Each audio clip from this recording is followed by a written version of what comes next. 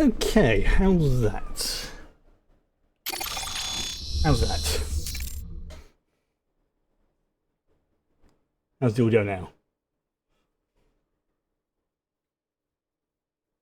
Just double checking.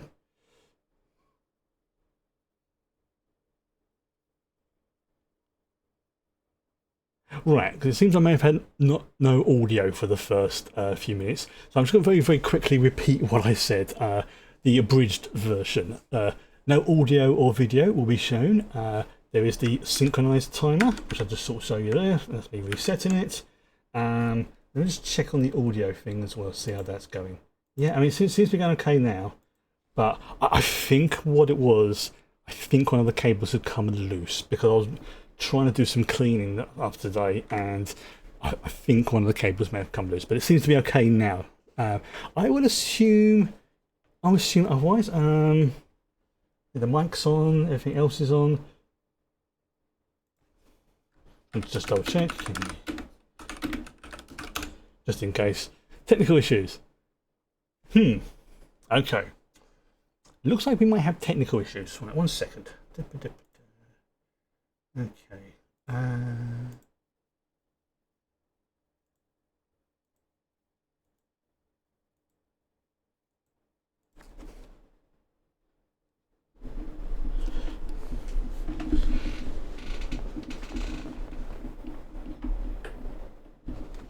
Okay, how about now? Yes, no, yes, no, yes, no. We are getting technical issues today. Yeah, that's all.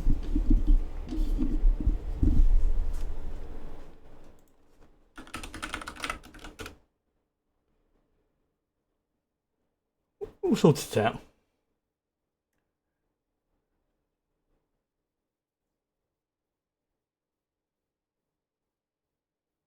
Okay, well, that was weird. It may have been a loose connection on my end, because I just did the usual plug thing, take things off and plug them back in again. I reset the audio thing in OBS. It may have just been any one of those things, but as long as we can hear it now, right, we're going to start. Actually, you know what? I'm going to take a very quick moment because I need to go and get my electrolyte drink because I've been a very naughty boy and I've not had it today, and that could explain why I'm having a bit of brain fog. So, be right back because I need to wash for that.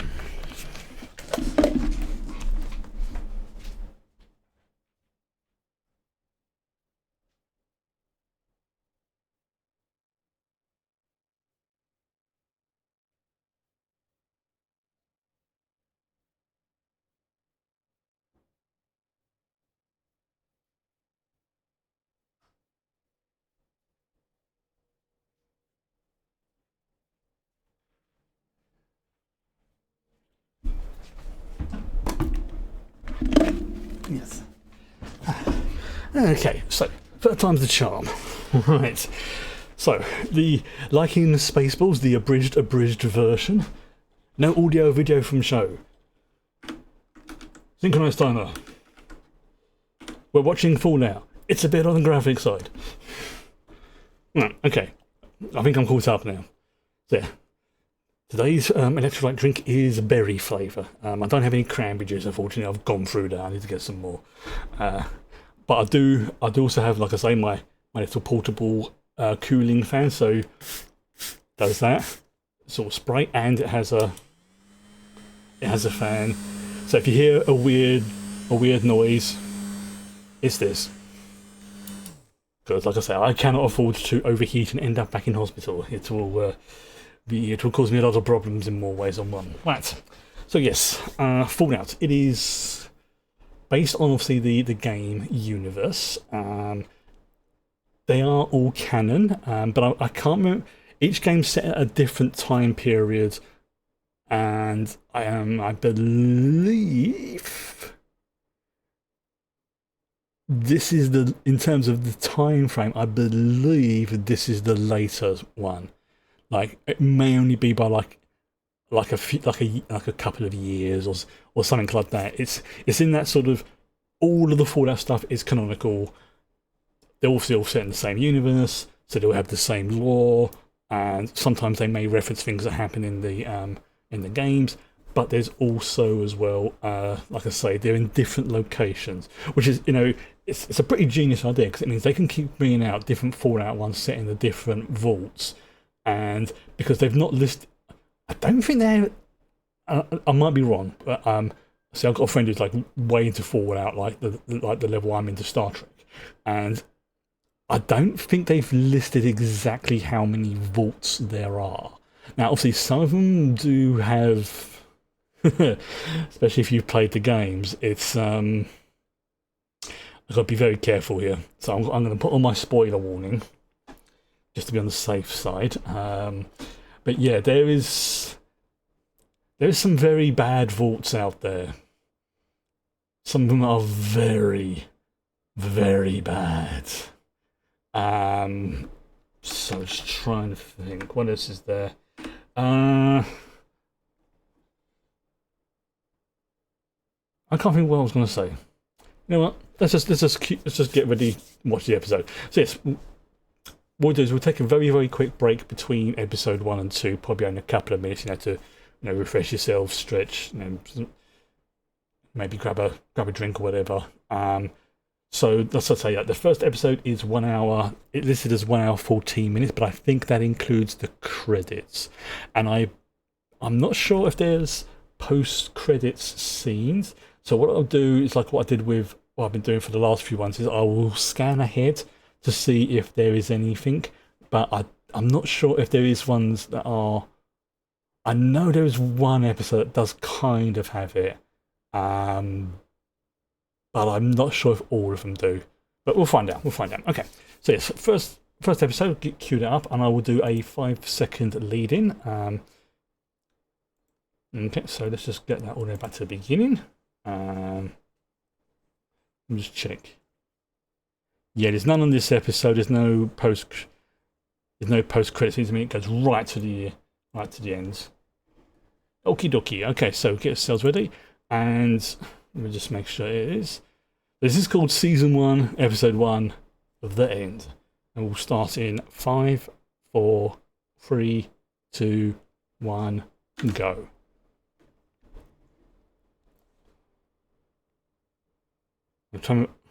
Nudity, violence, smoking, foul language, sexual content.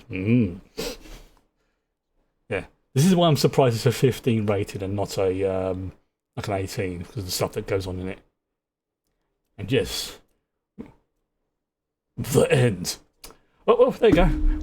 Thanks everyone for joining me. This is really.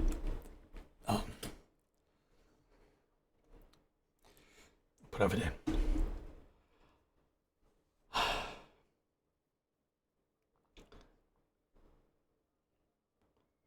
So, for those who are not aware, the Fallout universe never really developed microchips in the same way like this universe did. But they embraced nuclear technology. So that's why even in their present time at the moment, it has that sort of retro-futuristic look to it, because it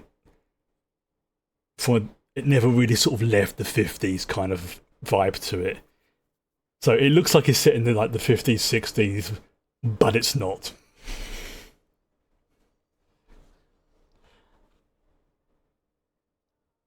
And those are really good lyrics for the opening episode.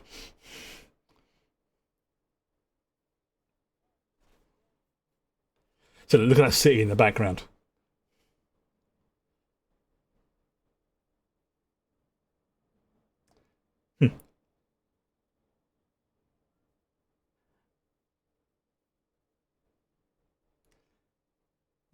Yeah. So just think technology kind of advanced, but it also didn't.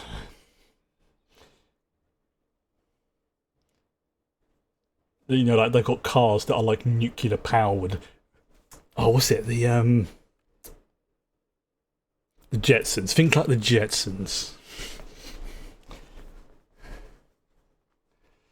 You can see like from the style of the camera, the housing, you know, it still has that 50s, 60s vibe to it. But it's not. I think like in the time frame, this is like now, like now sort of thing. Like 21st century. But again, somebody please correct me on the time frame.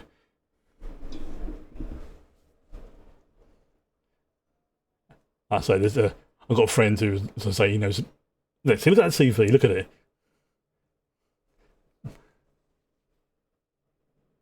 That CRT monitor.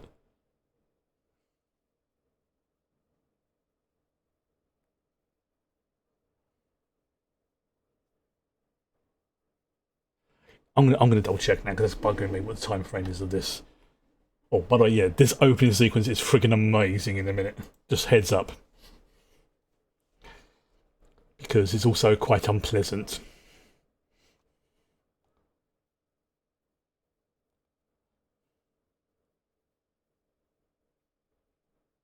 Kid's adorable.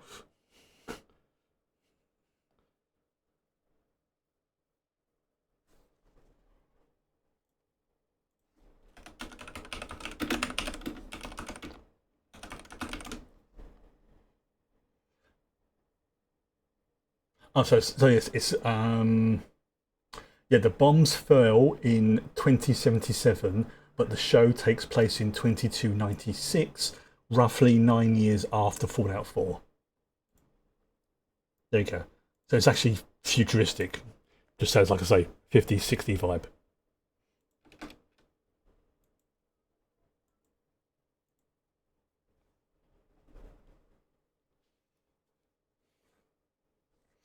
Excuse me.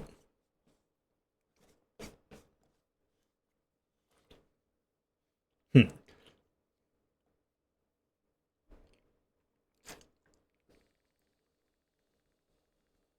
And there's no sound. Seriously, this kid's great.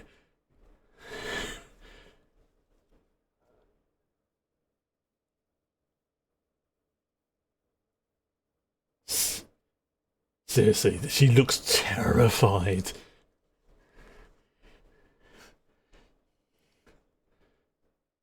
Like, she's figured it out already, and he's like, "No, it can't be. No, it isn't. No."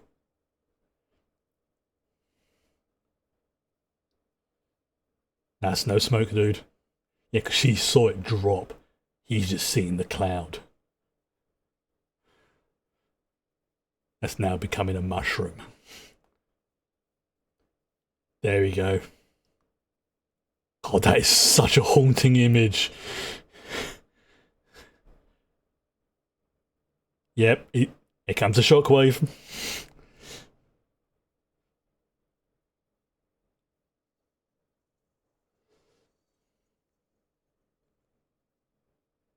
That's what I say about it being so terrifying, because there's no sound, because it's that far away.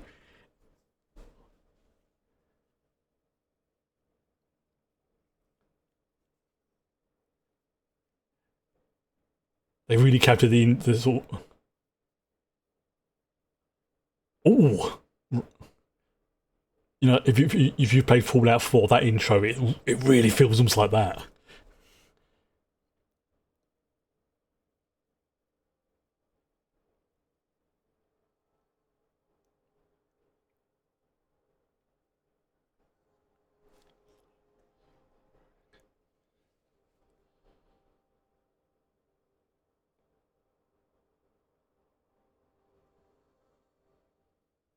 There's bomb number 2, bomb number 3,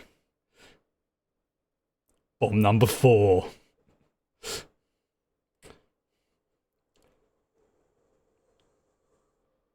And what's scary is that isn't all of them. It was basically like an entire arsenal got launched at the US. Nobody really knows exactly how many got through, but there was enough. I love this sequence. She's reading out her character sheet. So you count. This is brilliant.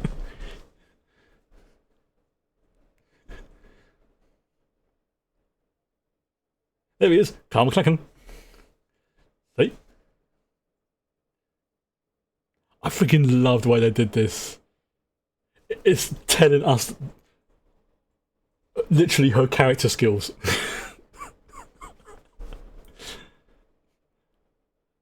Yeah.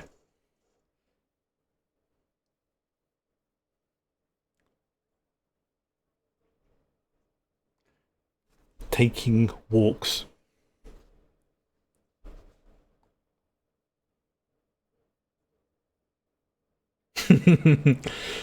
So the cast in this has just been so.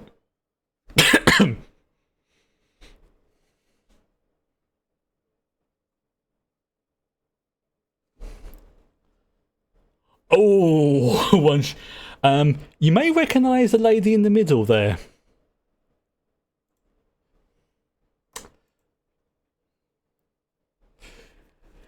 Specifically, if you've watched Deadpool. Yes, that is Blind Owl.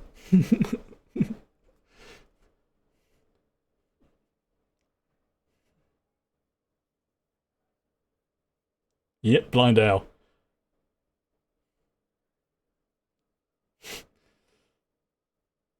Seriously, as I say, the casting in this is just so freaking good.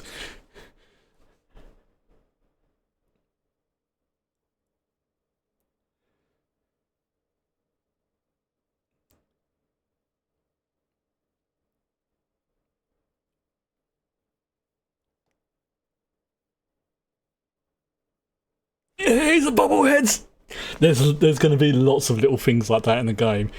Makes very little difference to the show, but just having that just made so many fans, myself included, just go. Because it's a thing you can collect in Fallout 4. And that is a cool tradition. I like that. Because obviously, you know, they can't really make many new wedding dresses, so everybody adds to it.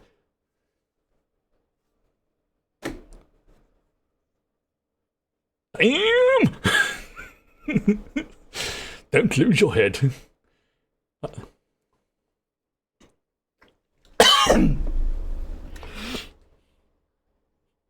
I forgot about that part. Yeah, so she's been. Wow.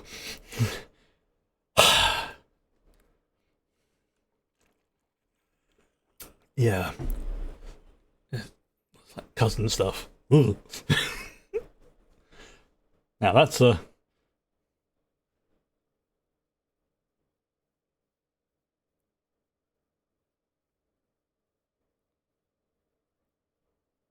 Yeah, I forgot. Yeah, it's a projection.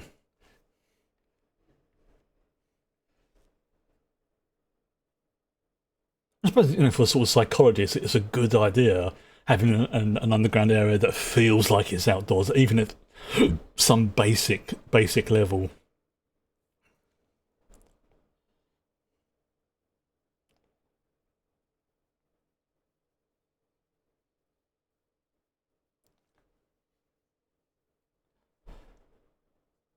See, freaking Carl is great in this as well. Again, I'm gonna be so careful I don't spoil things.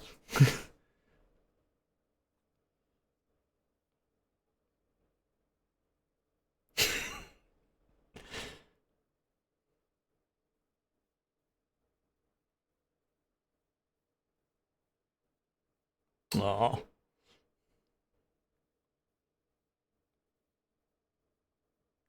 He's such a romantic. Oh, as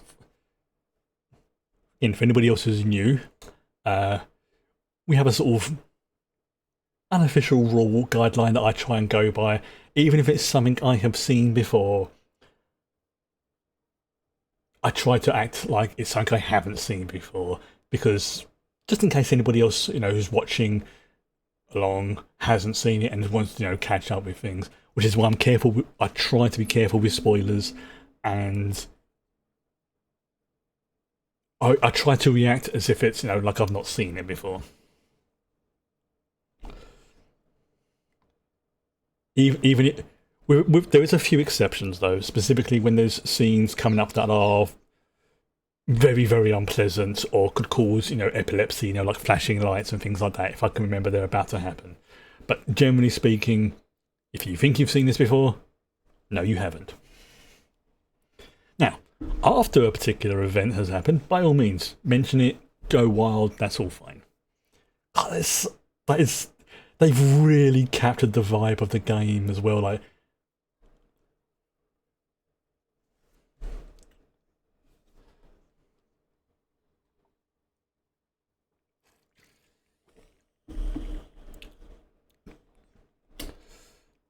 time and a place, dude. Time and a place.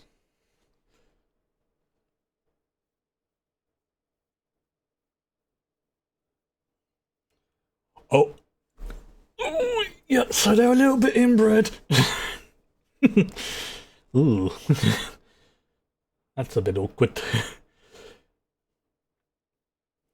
Because isn't it something like to have like a viable genetic population? You need something like what, like five ish, like 500 people for it to be basically viable, and for it to be truly viable, it needs to be something like 6,000 people, which is a bit awkward because humanity at one point was basically down to only about 20,000 people. Yeah.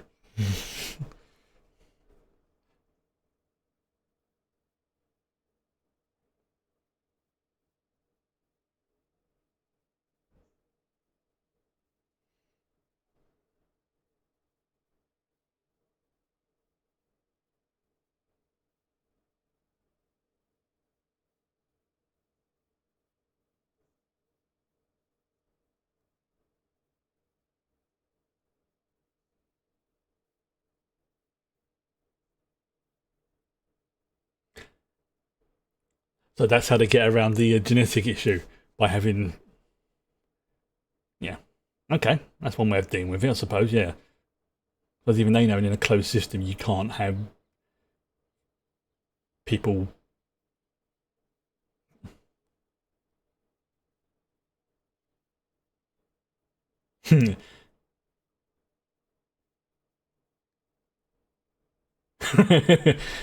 That's her husband behind him, like, excuse me.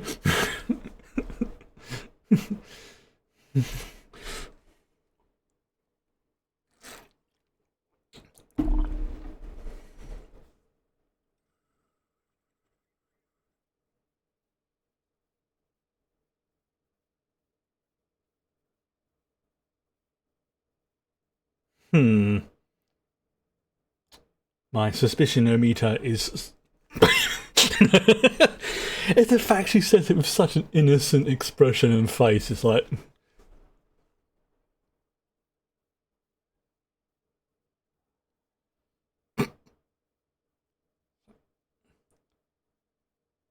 She's just so innocent, but in certain things.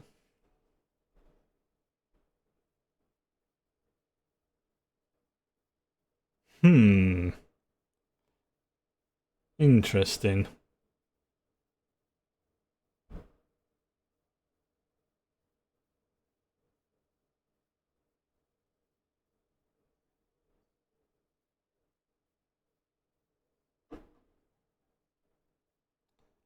Oh yeah, yes. The hyper Americanism in this is off the charts, but it's kind of understandable. You know, enclosed society and everything.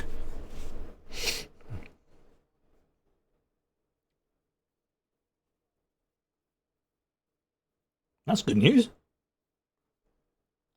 So it's like not right now, but very soon.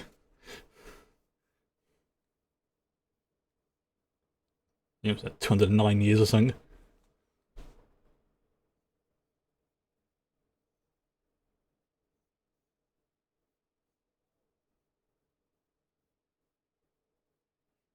Better, yes.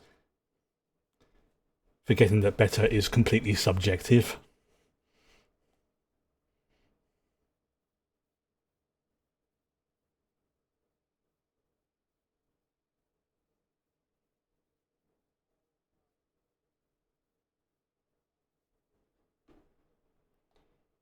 Yes, for those of you that don't know, the overseer is basically like the supreme authority in a vault, unless they have like a council. Ah, one nighttime program.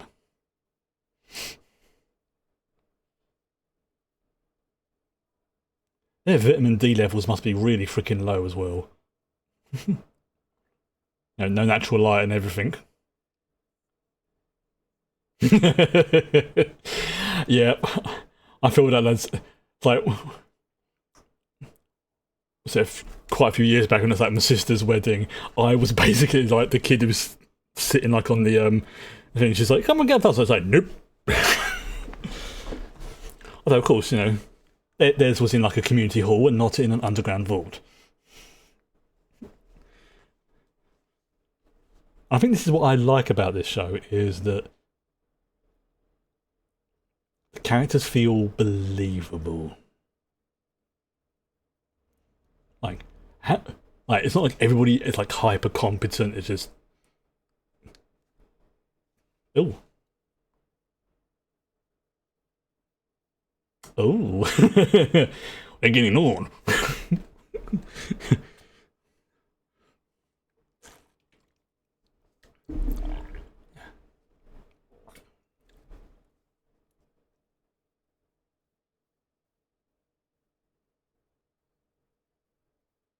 I mean, honestly, in terms of space, it's actually not too bad in terms of like how much space they've got.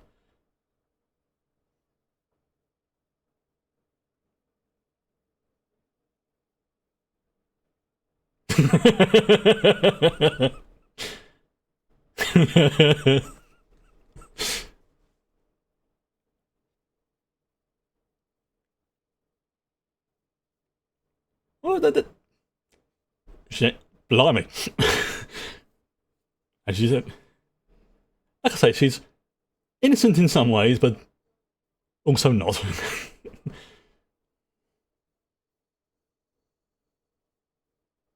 And not wasting any time.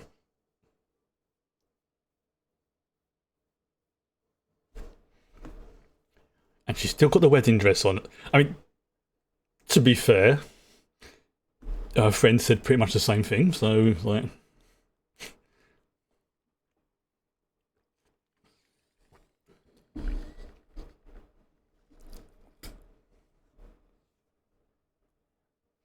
See, a few of the fans hypothesized that, the guy playing this, he's, what's it, he has like a sort of,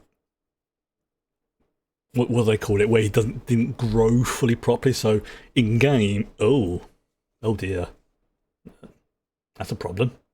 So like in game, he has like the small frame perk, but he puts it into like intelligence and observation and stuff like that.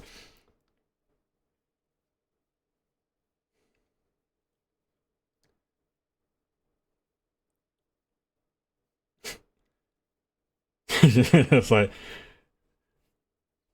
hmm.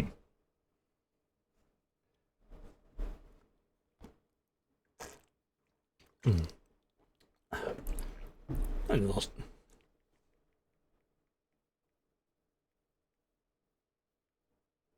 Dude, on the curtain. That's just not right. That's disgusting.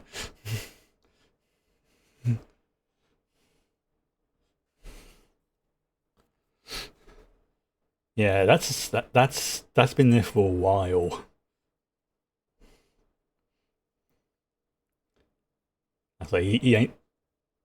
Yeah, that's definitely been there for a while. That's not recent.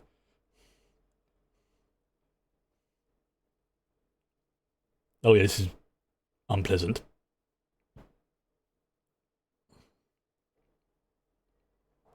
Yeah, that definitely has been there for a while.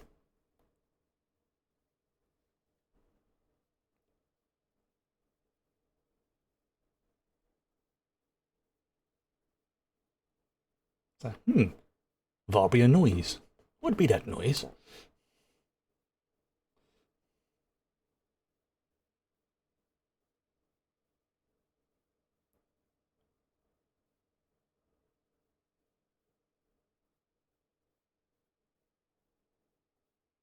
That's gunfire.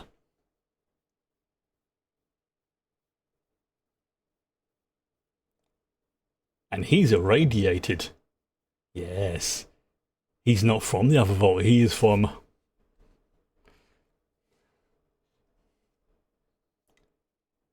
Yep. And here we go.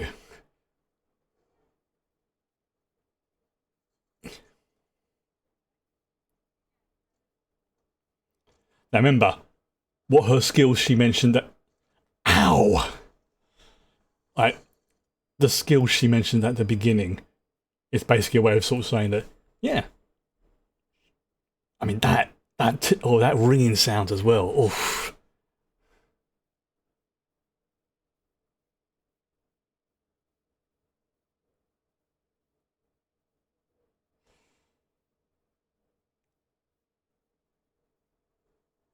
Ooh, yep, he deserved that. Ouch. He deserved... Honestly, he deserves everything that's going to happen to him. Whatever you do.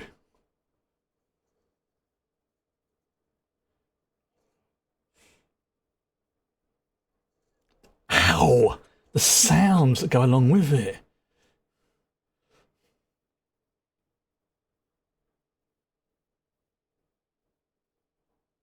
Yeah.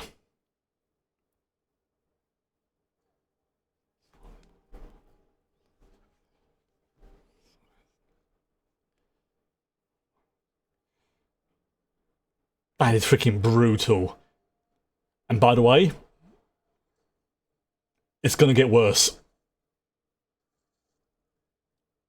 Yeah. Like I said, they do not mess around in this show.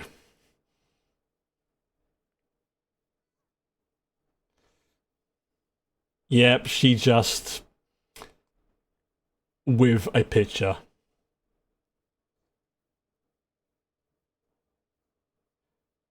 They even have the same medical kit as well. Yeah, the stims. Now that's one thing the Fallout universe does have, is their medical tech is actually pretty good compared to ours. Like, so I know a few people when they saw this were like, she just got stabbed and, you know, just put a thing into her. Now she's walking around. They went, yeah, that's what the stim packs in the Fallout universe do. They pretty much regenerate certain cells. So as I say, they've got the game vibes and the just the little bits here and there perfectly. Like starting off the mission, going into an office, dealing with finding your first bit of equipment in the vault.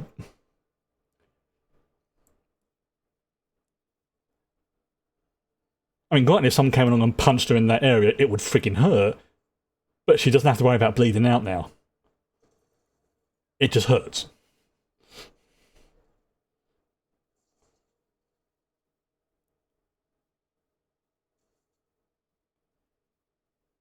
Yeah. That's not a proper gun she's got. Dude's about to go to a happy place.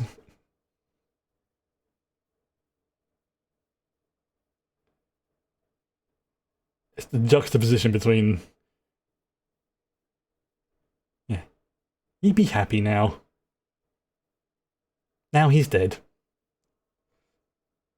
The violence and the... What do you call it? The almost whimsical music.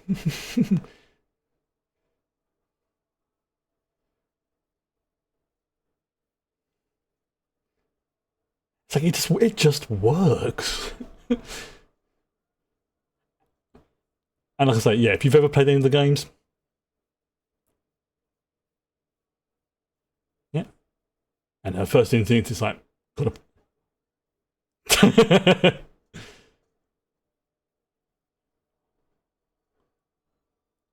Oh, through the back of his head. I'm going to go into this office over here.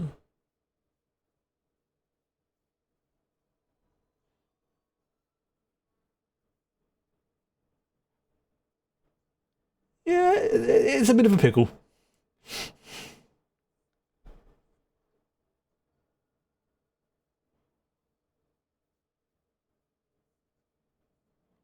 Nice one, dude.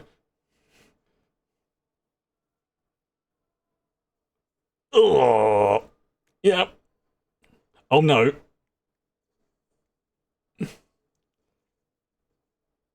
And what does that look like in the background? Yeah. Oh, this is a nasty scene coming up. Really. Yeah. Yeah, that is a fork. Mm. But, gotta say, fair play to the character. Whilst pregnant and a fork in the eye, she just goes ballistic. Literally. Oh. Oh, he's taking the, He's taking the jet.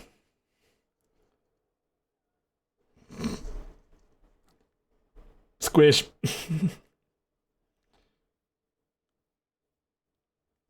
Like I said, they don't mess around. But I think because it is done almost comedically, that's why they can get away with it being a 15. Because it's obvious it's not real. In the eye. See? And she looks after her brother.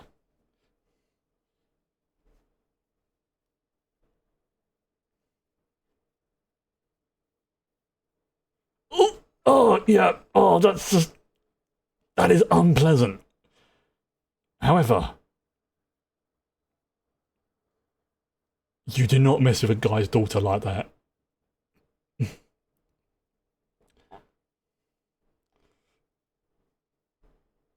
see why this has got so many Emmy nominations? Because that special effects makeup is top notch. Yeah, I honestly... Very understandable what Carl's doing now. Sorry, Hank is doing right now. That's the, you do not hurt my daughter. Oh, and by the way, yeah, this there? Yeah, that's pickle juice in a massive open wound. That is gonna sting. So of course he's gonna, and we're like, breathe in. Oh, great, door breach, marvelous. Yeah, it's I mean, not only the fact that half his jaw's missing, but he's had his head caved in, and he's just been dunked in a vat of pickle juice. That's gonna sting.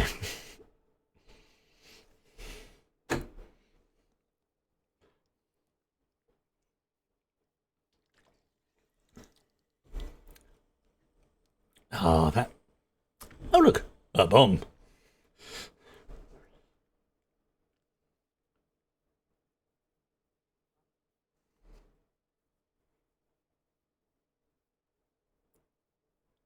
Yeah, seriously, the special effects teams done an amazing job.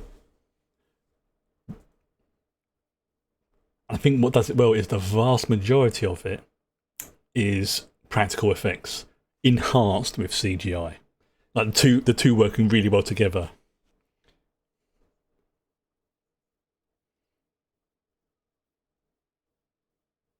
Which honestly, I think that's how it should be. Practical effects enhanced by CGI. Works really well.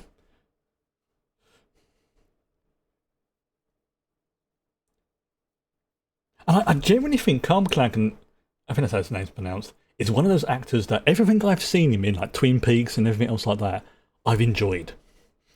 Like, I wouldn't sort of like go out of my way to watch his stuff, but if I'm watching it and he's in it, I've enjoyed it because he's such a great actor, in my opinion.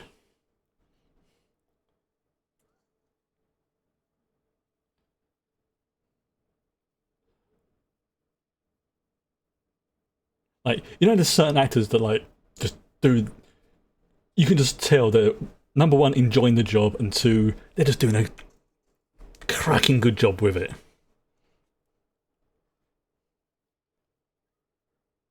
Like they're not phoning it in. And this is such a good homage to Fallout 4.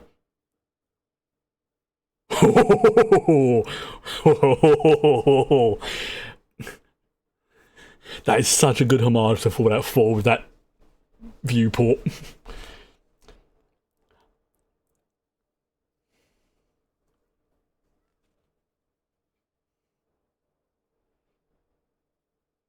That's like...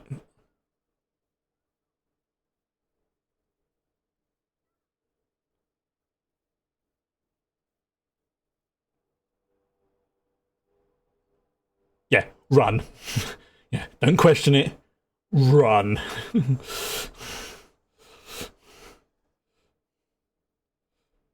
And you might want to duck.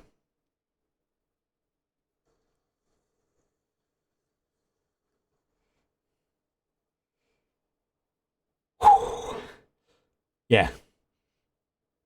I say, practical, enhanced by CGI, fantastic.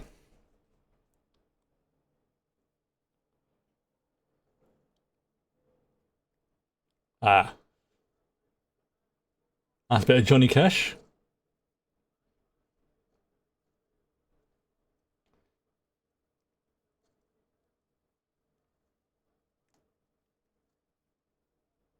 Also, the way they introduced into the various factions as well was great. Now, if you've played the games but you haven't seen the show before, what faction do you think Maximus, this character here, is a part of? Or even if you have seen the show and you can't remember, who do you think it is? What faction?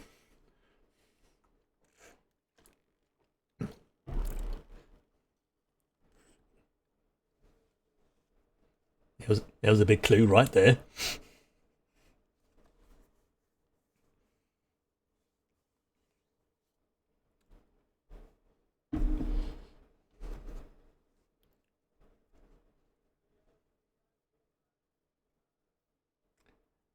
Yeah, that's pretty much, yeah.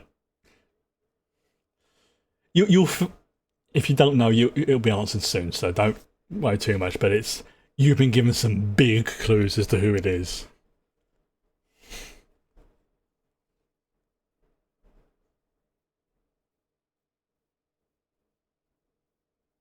Ah, like the Adeptus Mechanicus.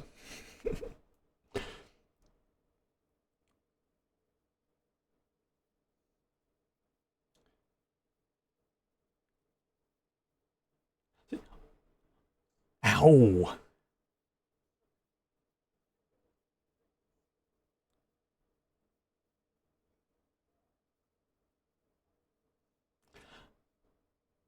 Honestly, seeing this as well gives me hope for the 40k show, because if they can keep this kind of like sort of, you know, part of the universe but not trying to do anything with it that's not part of the lore, I am cautiously optimistic about it.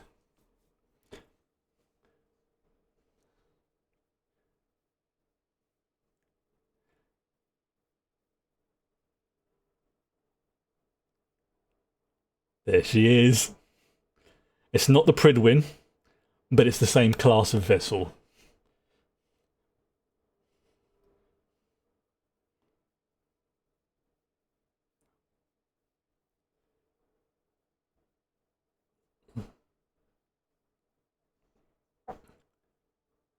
There you go. God, see what I mean? Seeing that just makes me go, they could do Space Marines like that. Welcome to the Brotherhood of Steel. See, does that not look like freaking like Mark 1 or 2 Adeptus Astartes?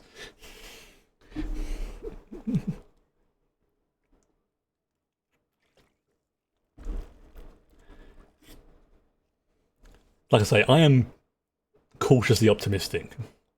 It does, doesn't it? You can definitely see how that whatever technology they've used to put those in the show, a little bit of tweaking here and there, because you wouldn't want to have a show 100% focused around the Space Marines. But if they did it like that, to that level of quality, yeah.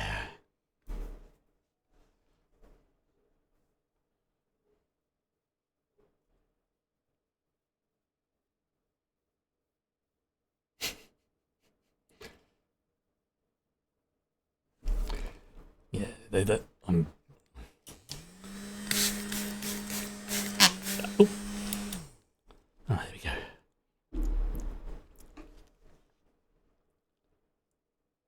Yeah, look at that. Seriously, the scale's right as well, and that they've got the vibe and the feel of this right. Like, it's not exactly 100%, but you know what? That's fine because these suits look and they feel heavy, which is what you want them to do. Look at that. Those suits, they're not perfect. They look like they've been through a few battles.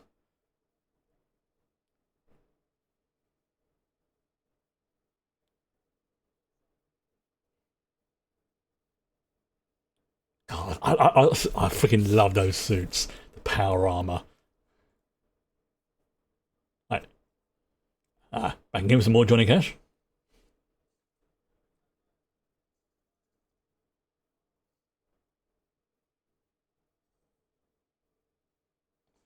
Basketball with bricks. Oh, lovely. Dude, you need to find a private corner. Come on.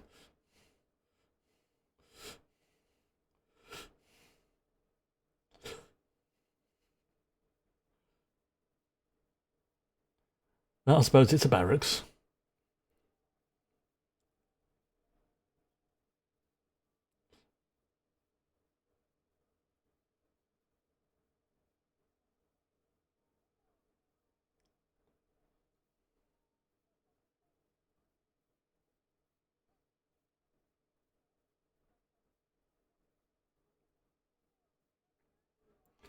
So, basically a promotion.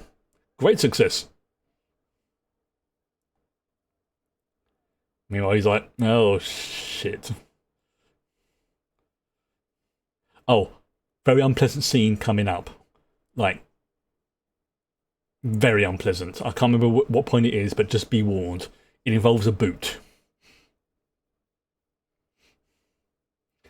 And I say that because it is pretty grim. Like,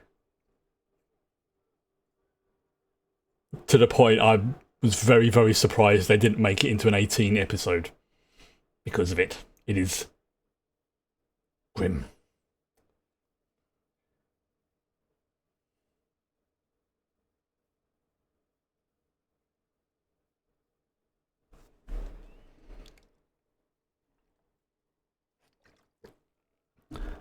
Here it comes. Yeah, just a heads up.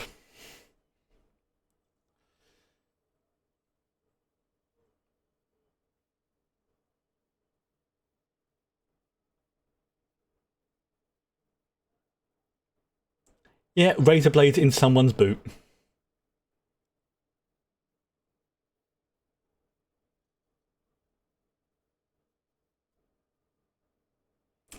Like I say, they don't show much, but it's enough.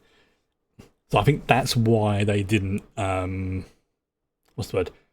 They didn't make it an 18 because if they just sort of zoomed in, like this is what's happened. Yeah, that would have pushed it 100% to an 18. But it's that. I would say it's a high 15 in terms of this. It's like, yeah, just dispose of the bodies, paint over the blood, and we'll send this along to the compost.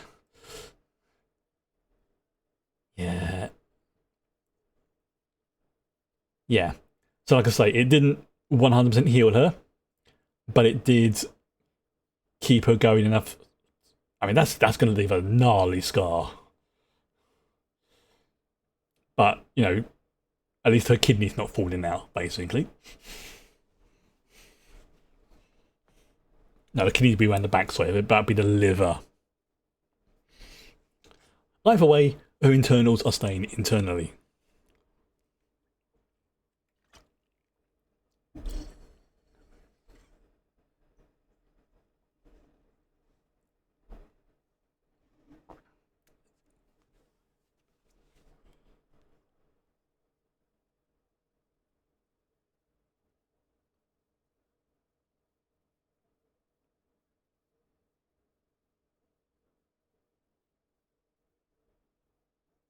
Background, like, maybe you.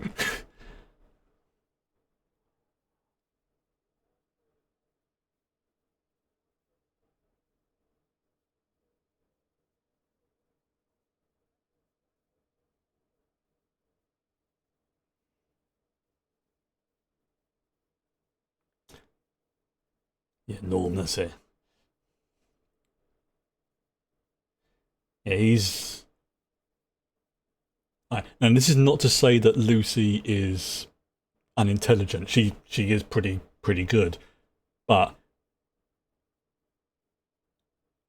Norm's like a couple of not. If we say that Lucy is above average, this dude is a borderline genius. So no, she's got more like the practical skills. He's got more like the intellectual skills, to put it in game terms. Honestly, her skill set that she mentioned at the beginning is actually pretty good for surviving in a wasteland. Unfortunately, she has zero experience of being in the wasteland, but she at least has a good grounding for it. Whereas Norm's more about the brain pan, because he ain't got the physical form, which is not a bad thing, you know. Nuka Cola.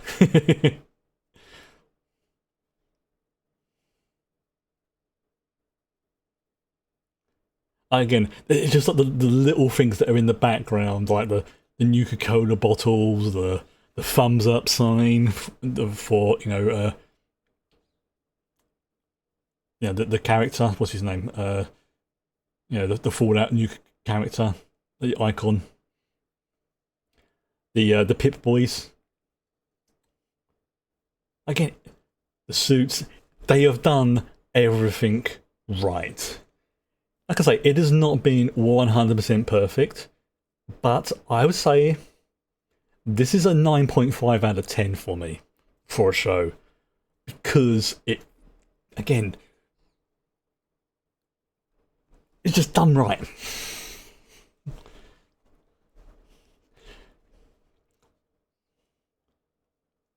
Like that opening sequence as well, that's like straight out of a game, going up to the vault door for the first time.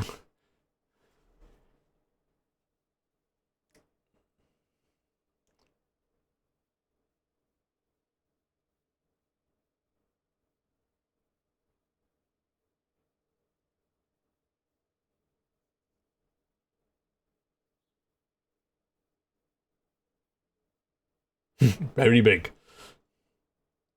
Oh shit.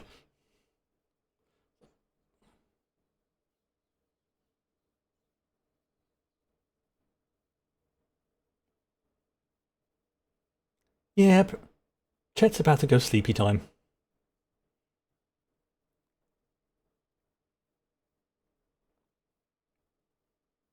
Yeah, he's just going to have a nice little nap. Yeah, it shows you how deep underground the vaults are.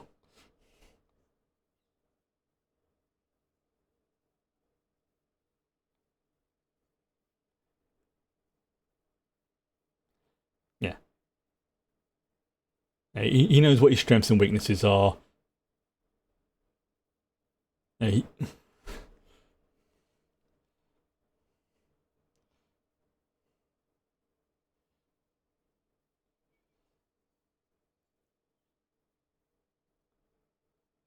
they're even getting the musical cues right as well. It's like, seriously, the people who worked on this show, you can just tell they have put time and love into this.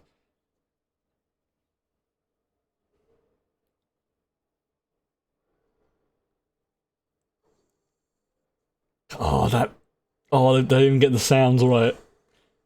And it's that moment, there'll be like that flash of light where you can't see what's outside.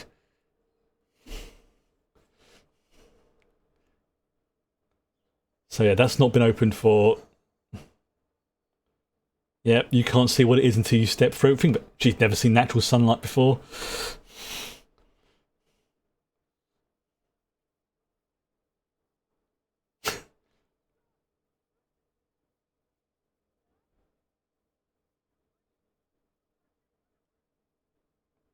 No.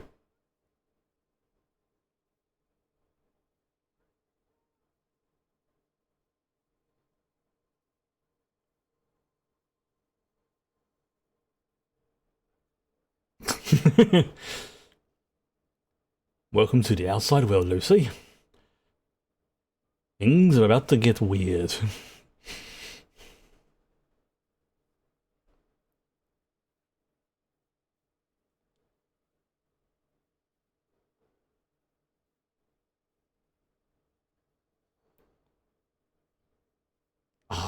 Yeah, like I say, it's just the little things here and there.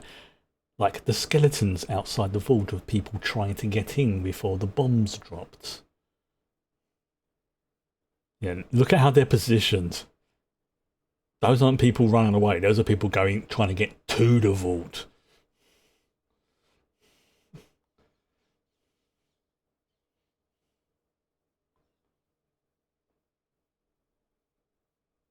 And that's a legit thing. Those aren't statues. Those are what you think they are.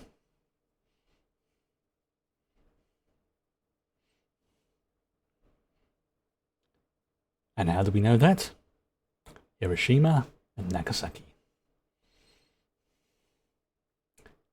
They found bodies like that afterwards.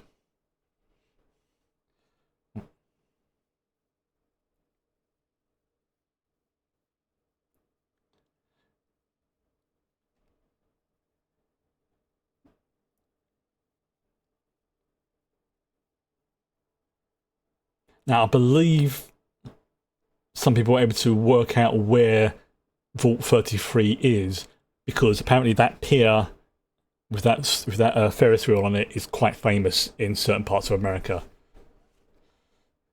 I think it's somewhere near California. Sorry, somewhere in California, I should say, because that's the Pacific.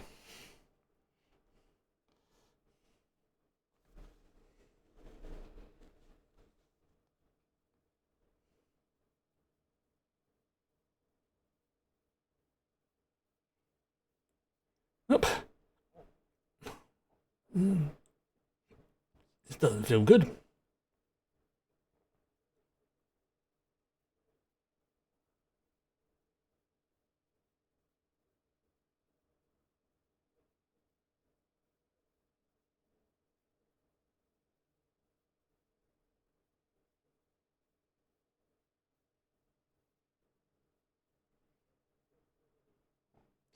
Brotherhood. And this is honest.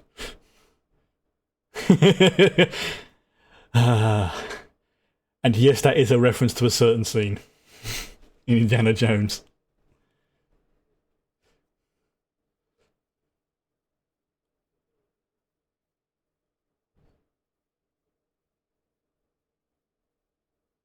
And if I remember correctly, I think Aspirant Dane is non-binary in this. But that brother doesn't care. Like,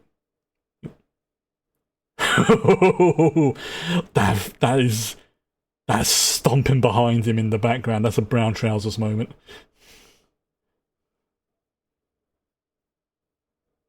But yeah, generally speaking, the brother doesn't care for that kind of thing.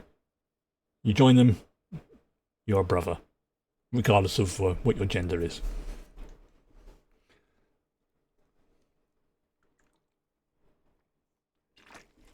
That is terrifying. You can see now why I said that these will be perfect to do the starters of it. Like the amplified voice, that stomping, the fact that that guy is ridiculously big.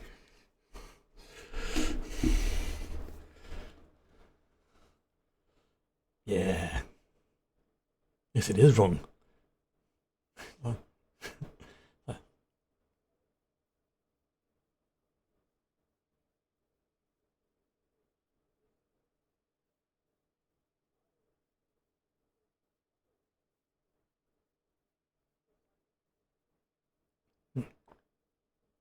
Yeah, it really just gives a scale like how heavy and big they are.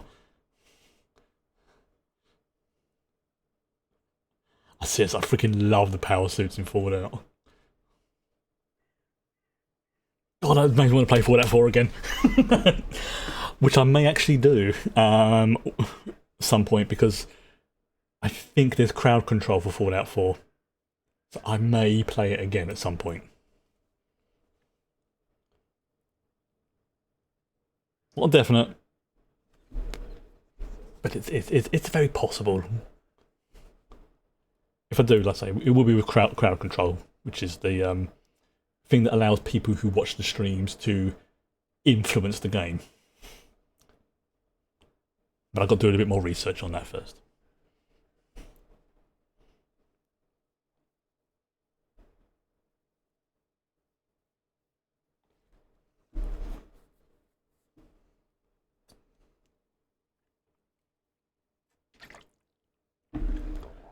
Oh man.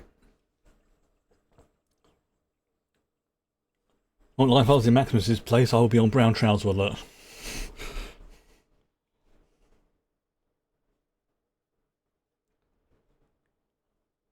I mean, I know he's sitting down, but just not being able to see the top of the power armor's like head and face really helps give you an idea of the sheer scale of those things.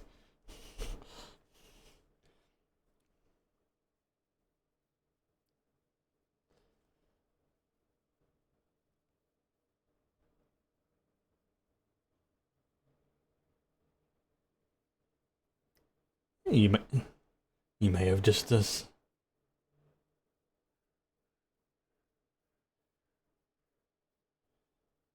yeah.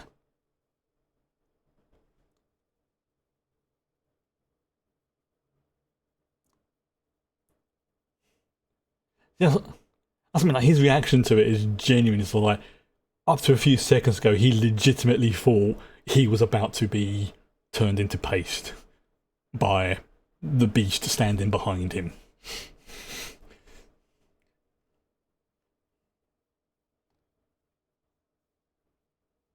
I mean, that really not so bad. That's good.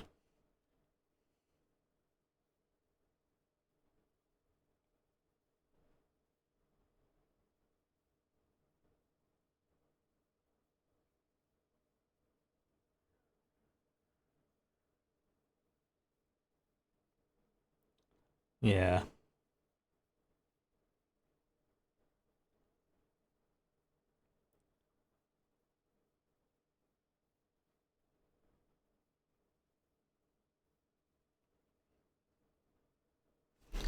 I'll check something.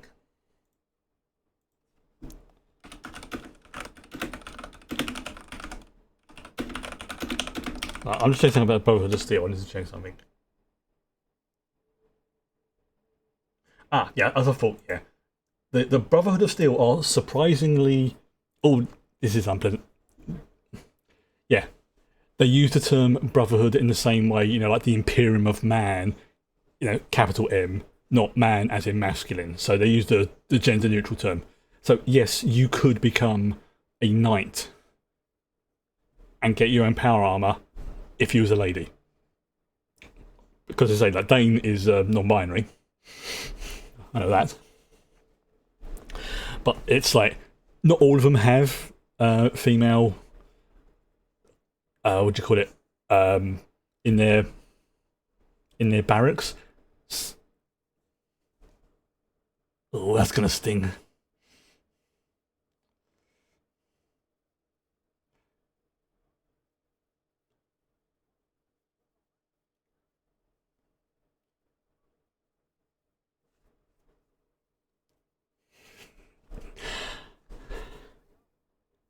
The Enclave.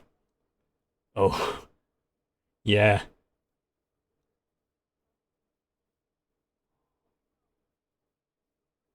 Mm-hmm. Yes, the Enclave is another faction. I can't. The machine spirit must be appeased. Seriously, it's the Adeptus Mechanicus.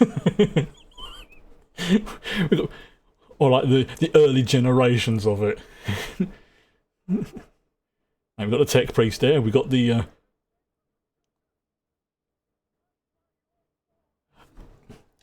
oh, here's a fault.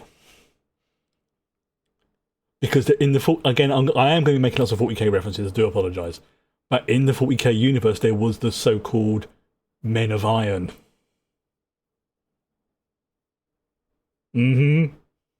Yes, I am tight. I am stretching that a little bit, but oh,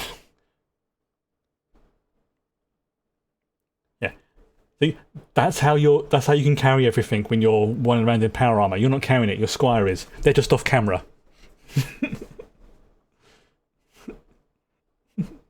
Oh, look at those suits. Those are amazing. And did you notice how the helicopter just dipped a little bit? Like,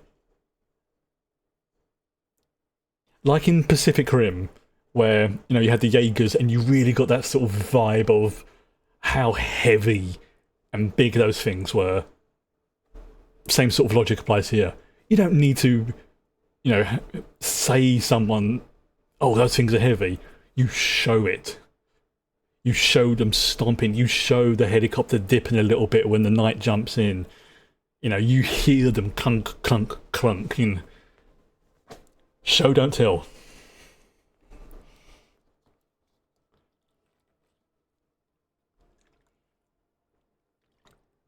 Like, you don't even have to know, but that those suits are freaking powerful. Oh, this is good. I remember this scene. Right, some explanation coming up in a bit.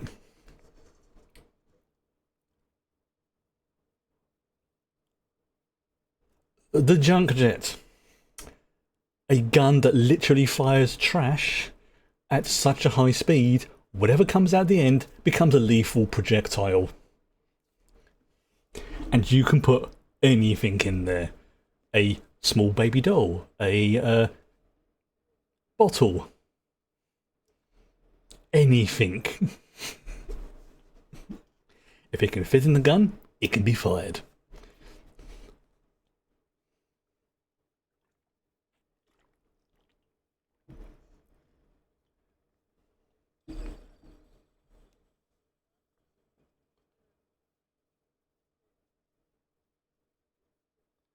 He's not a mutant. We haven't met the mutants yet.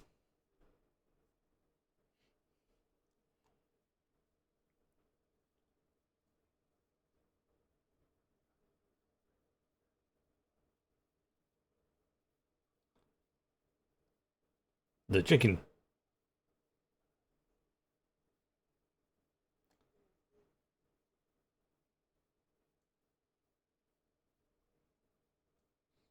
Actually, that chicken's like, oh, I ain't got a clue what's going on, but this looks interesting.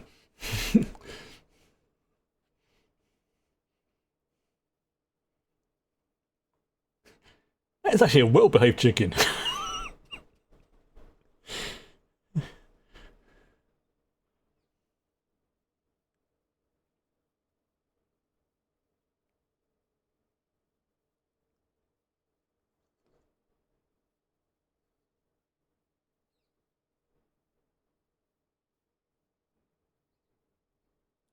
Coyote howls in the distance.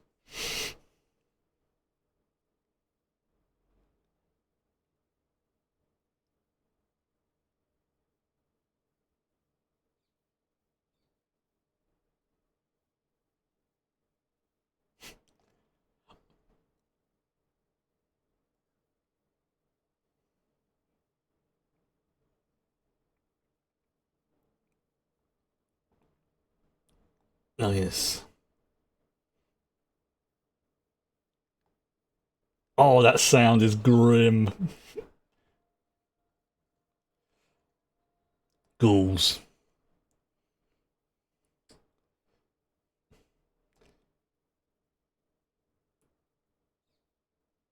Basically Fallout's version of zombies. But not.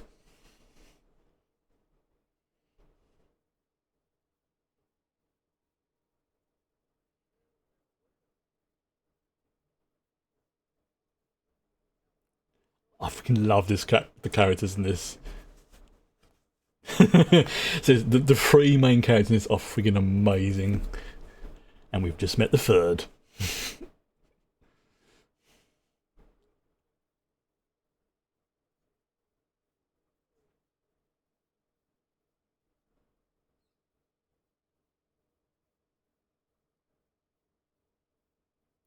He's going for the chicken.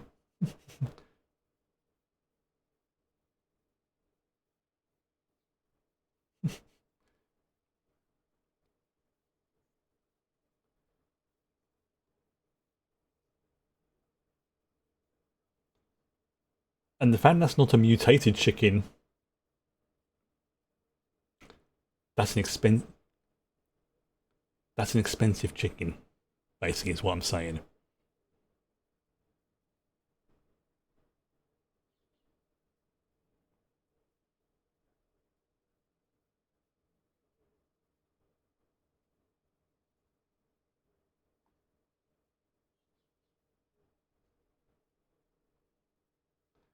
Oh, Denver again. There you go, California.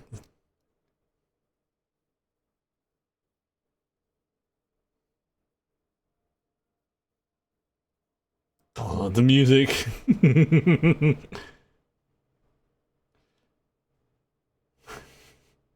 Oh, it's almost like a warning, that music.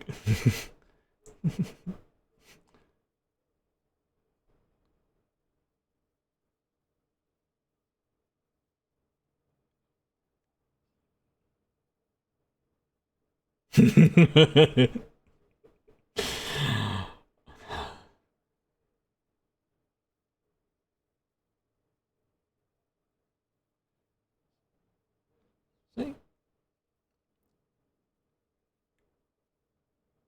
Like, come on, go, chicken.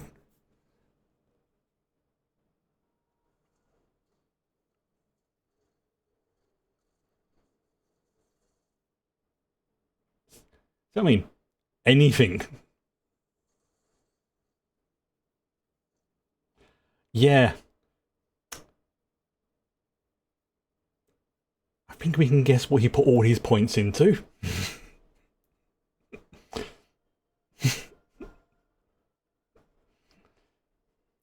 Combat skills. So,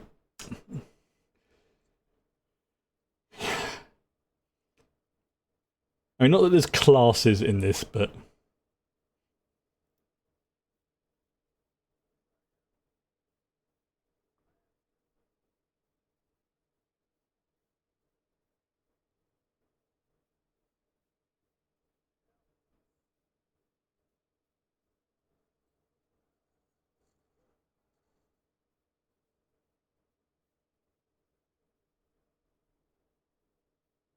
I love this character.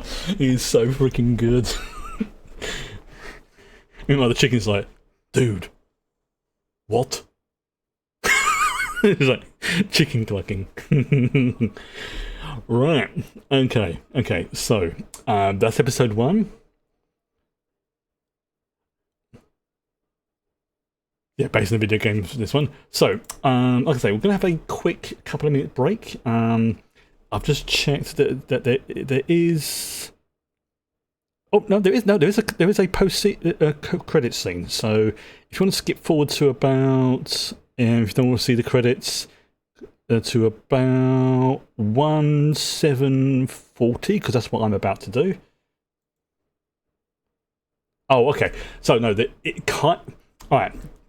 Before anybody skips ahead, just so you know, it is just like a season, what's coming up on the season sort of trailer. So it's not actually a post-credits thing. It's like a coming soon type thing. If you want to watch that, if you don't want to have spoilers, obviously you probably want to skip that. I need to very very quickly go to the.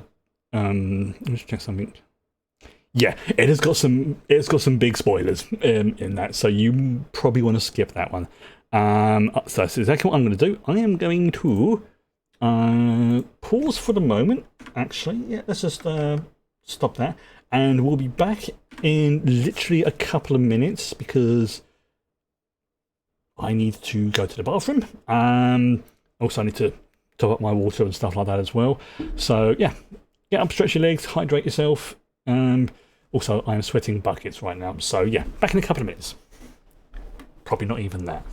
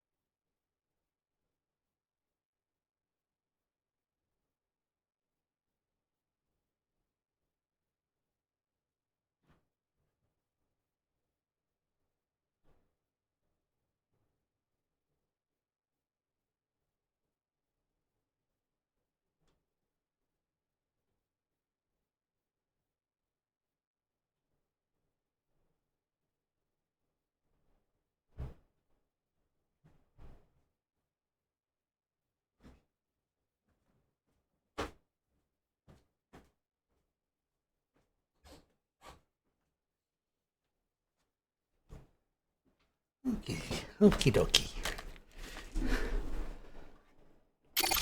Yeah, I'm not at all suggestible.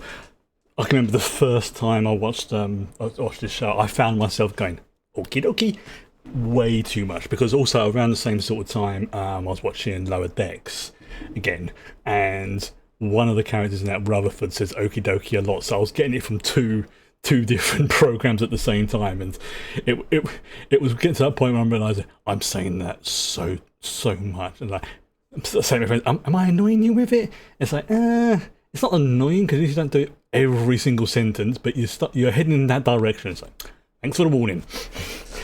And yes, I did the thumbs up, and they were like, oh god.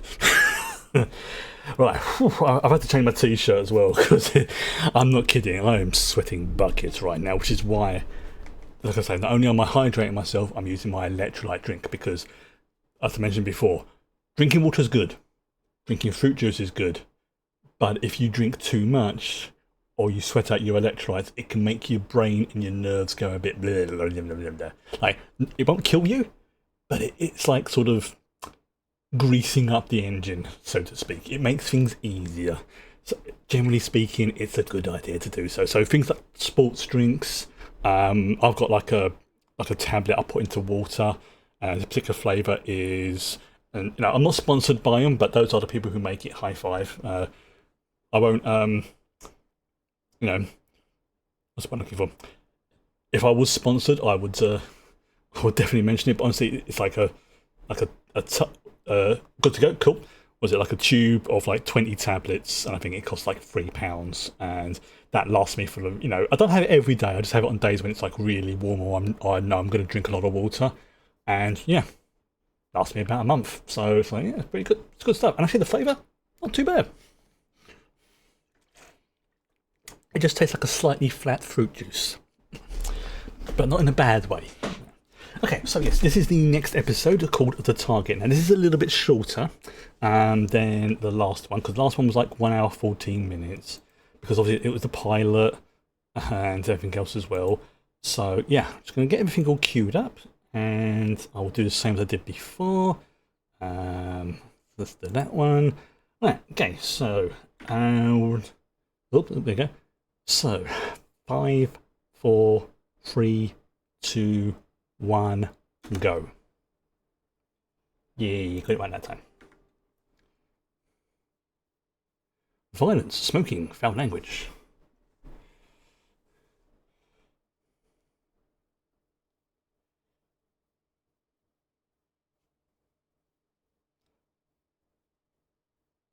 Oh, word of warning. There's a thing that happens in this opening scene, which if you're of a sensitive disposition, you may not want to watch. They don't go into detail, but the implication is, yeah.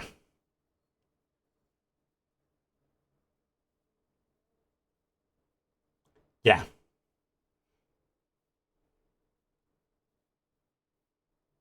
This is the Enclave, by the way.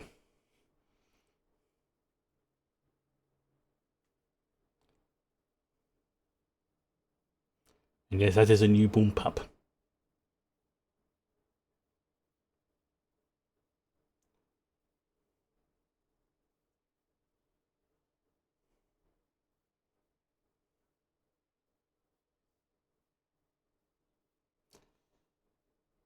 Yeah, the Enclave are not nice people.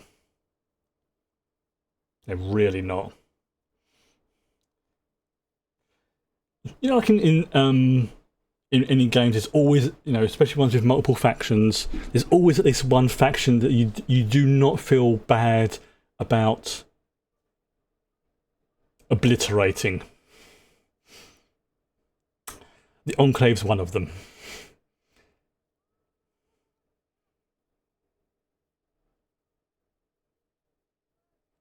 Hell, they make the Brotherhood of Steel look like top tier folk.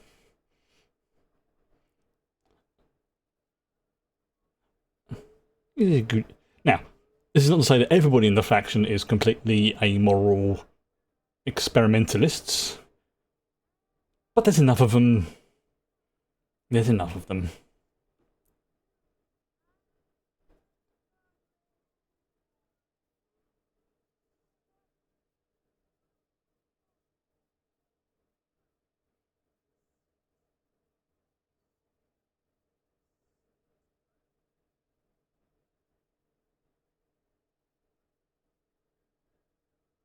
Oh,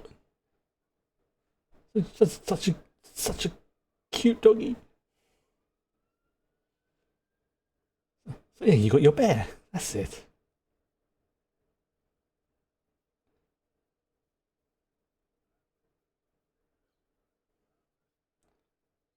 Ooh, shiny thing.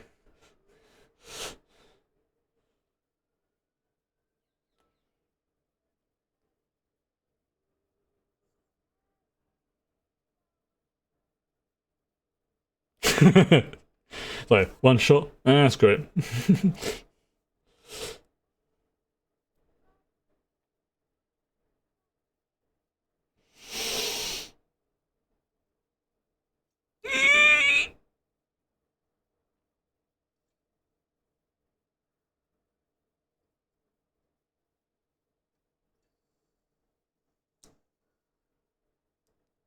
That's, yeah. Oh. As somebody who went through a period of life getting migraines and even once had a cluster headache, I imagine that felt like a cluster headache did. Trust me, you do not ever want to have one of those. It literally feels like your head's being shot, or from the inside. It was worse than kidney stones. I've only ever had it once, and it terrified me. Although, now that I suspect what caused them has been fixed.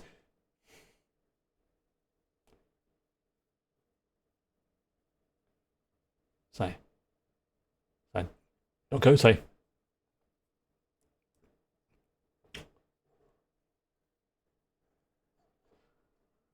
Doggo is good, Doggo.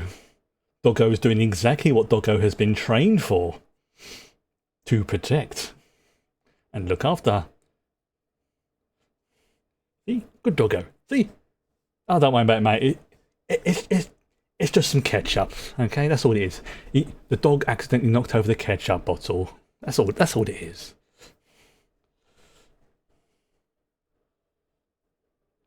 Oh dear. Yeah. You can sort of tell by this place that the Enclave is not a nice group of people.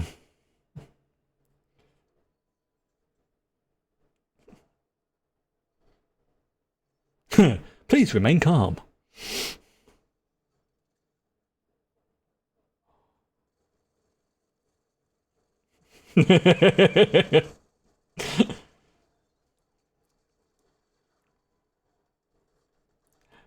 I was just laughing there because in the game, turrets are notoriously bad at hitting moving targets. It's like an ongoing. If you keep moving, you're fine. As soon as you stop, they lock on and kill you instantly. But you keep moving, they're probably not going to hit you. Probably.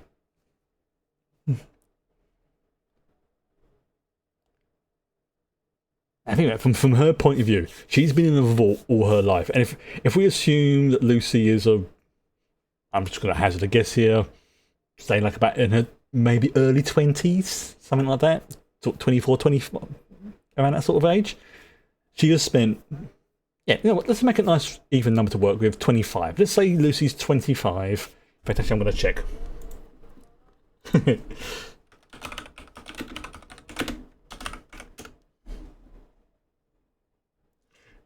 Okay, Lucy's said to be 20, but it's... Okay, so Lucy is apparently about Ella's age, which is about 25, 26 ish. It's not 100% confirmed. So yeah, let's go with Ella's age, 25 ish.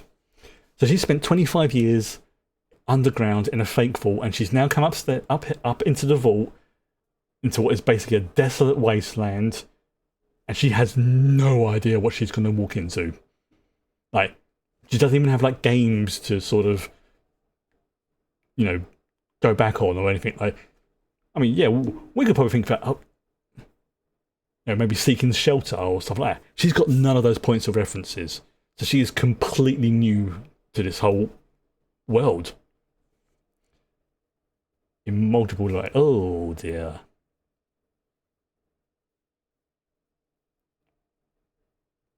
Oh, that is freaking grim. Well done, but it's grim. And yeah, Plan B. Vortech. Econo savings. But yeah, Vortech are not nice people. And honestly, I know this may sound a bit macabre, but I'm glad that they show things like this because it just shows how effed up and dangerous the Fallout universe is. So yeah, like I say, this is set a few years after Fallout 4. I think it's about 9. I said. So she's got basic survival skills, but there's also the logic of: do you really want to be putting a light on in a unfamiliar environment that could be? Well, she doesn't know. See, we would guess all these things, but she doesn't. She has the skills, but no knowledge, and that's not her fault.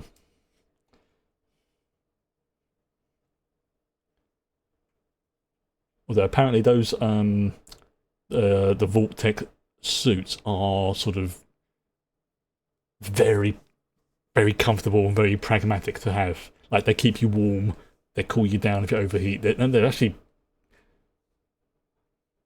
Vault-Tec stuff is sometimes really, really good. Oh yeah, and there's cockroaches the size of dogs.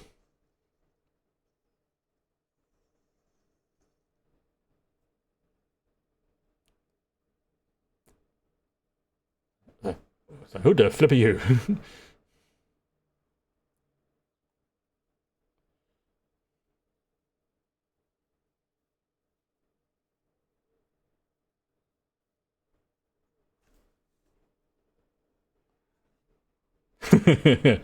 Oh yeah, that's a common thing, isn't it?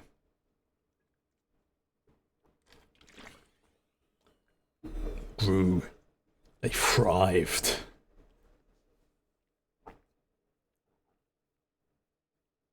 Radroaches.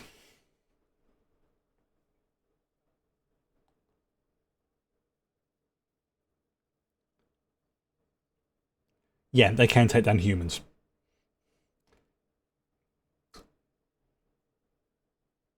She doesn't know better though. That's what I was just saying. She doesn't know.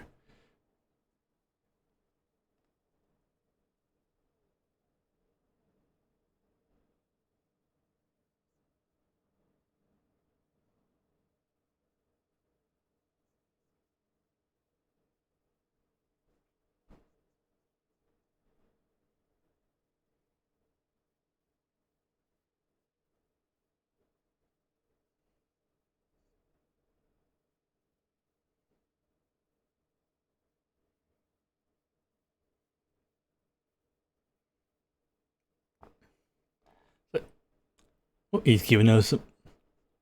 Hmm. I mean,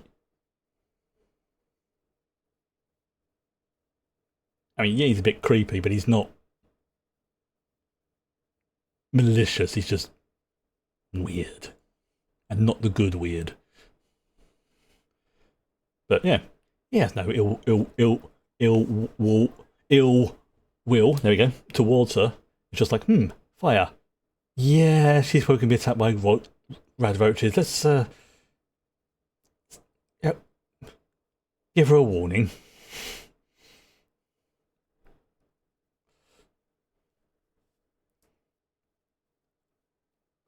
Oh, the vertibirds. That is really well done. Like, to the point where I'm struggling. Like, that internal stuff, that's all practical. Enhanced by, again, practical effects, enhanced by CGI. Good stuff.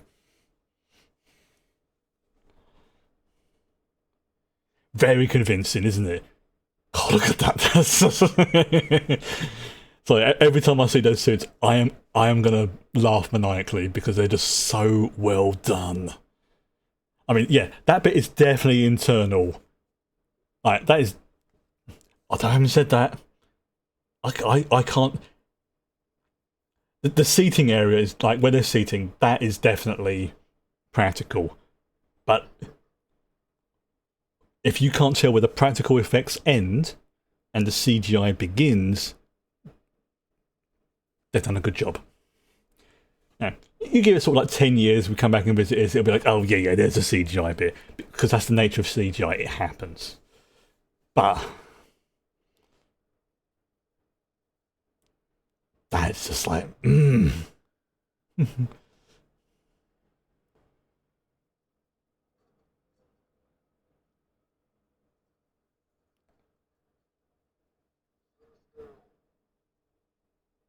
rubber duck.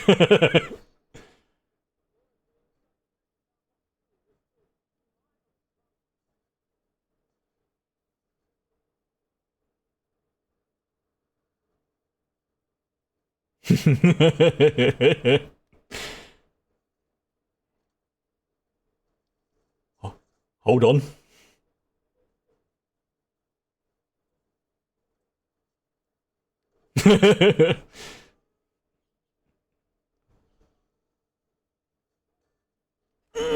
Yeah, that's broken his nose again.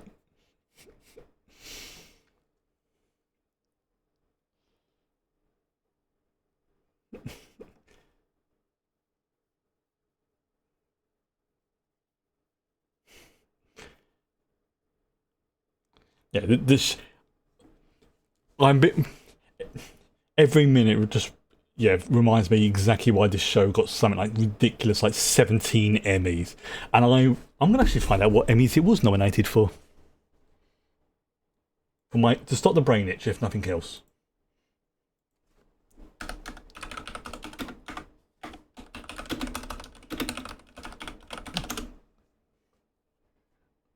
Oh, sorry. 16 nominations and 1 Emmy winning. So yeah, it was 17 because it was the one it won for. I'm just gonna, rather than I'm just gonna post the link rather than go through all of them. There we go.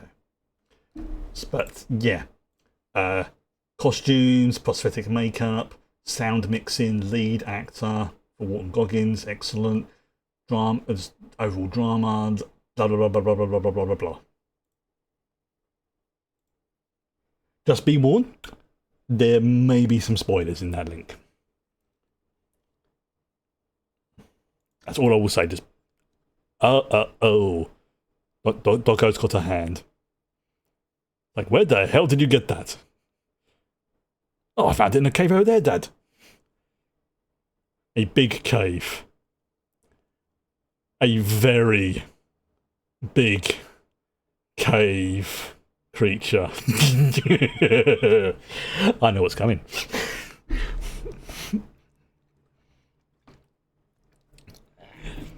Yeah. It was one of those moments that all I can, again, without any spoilers, it was like, oh, I know what's coming.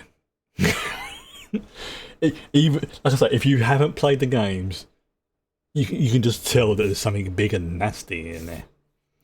And also, very little faffing around scenes as well. Very little. Which I very much appreciate.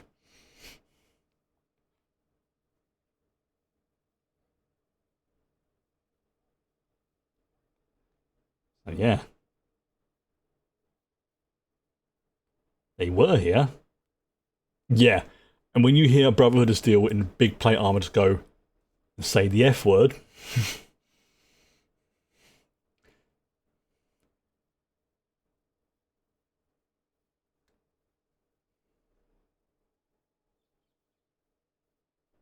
hazardous waste. Now, the thing about hazardous waste and radiation in the Fallout universe is it doesn't work exactly the same as it does in real life. It does most of it the same, but it has slightly different properties. Not by a huge amount, but just enough.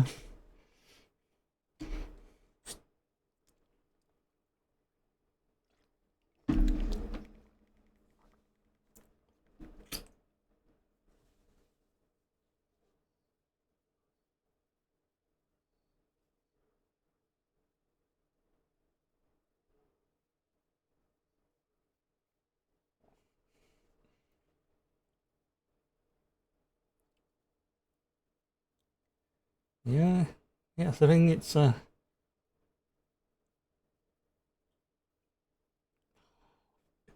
I freaking love those power suits.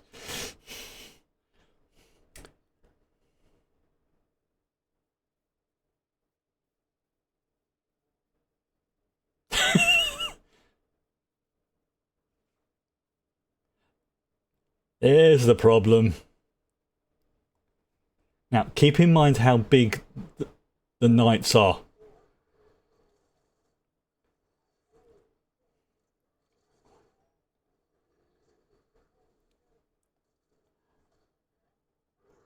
Yeah, it's a mutant bear.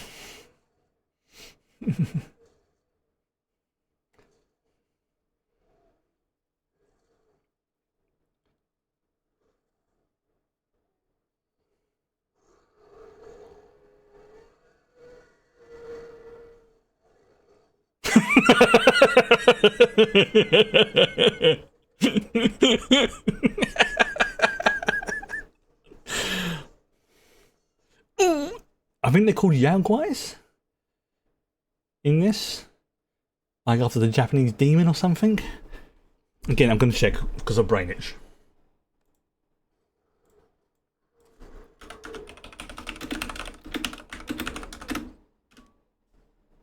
Yeah, Yaoguais.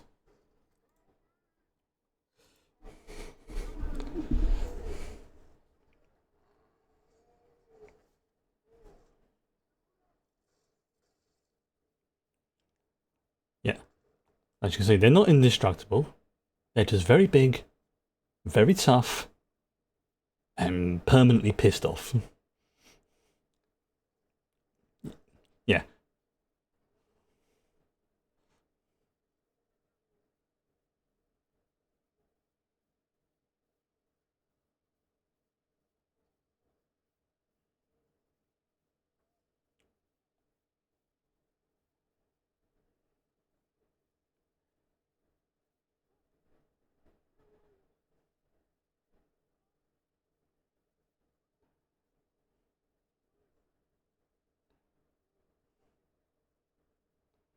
Yeah.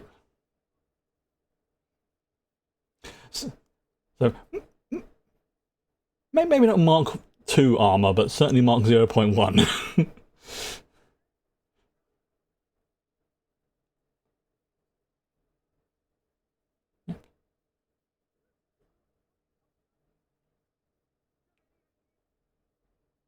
Toasted bagel?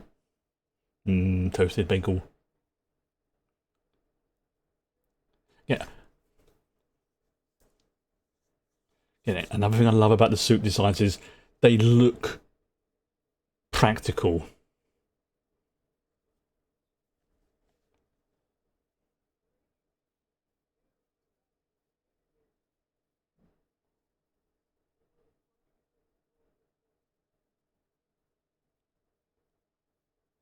Oh, wrong choice of words. Music change.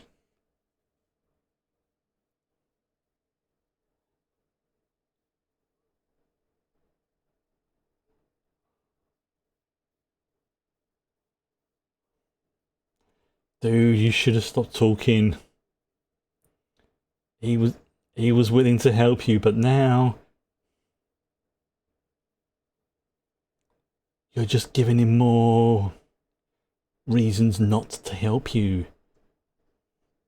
Like, if they're gonna do all that shit to him, why should he help you?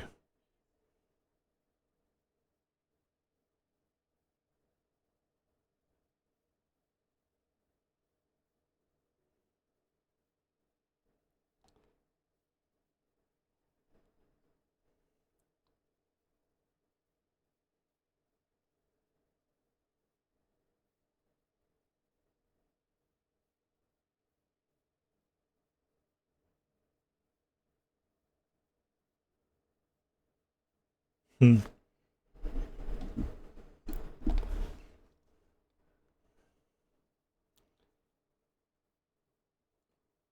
And all he has to do is sit there and wait.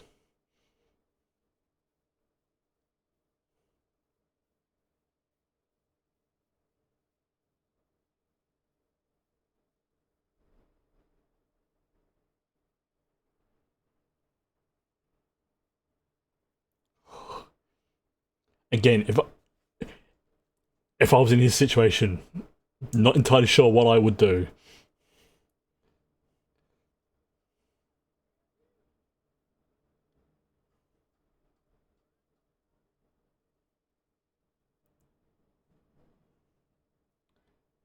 He's already starting to learn.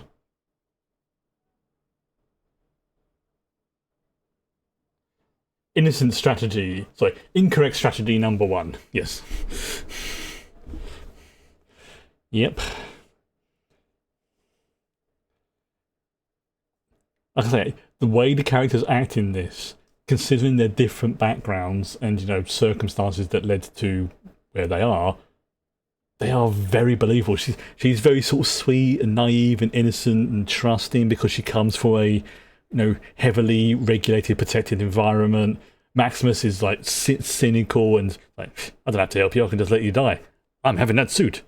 And then you've got the ghoul.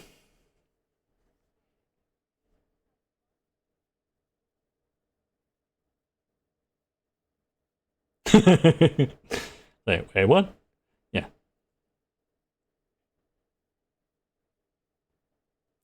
Yeah. Not only does she have water, she has unirradiated water. That stuff is like liquid gold you're drinking right now.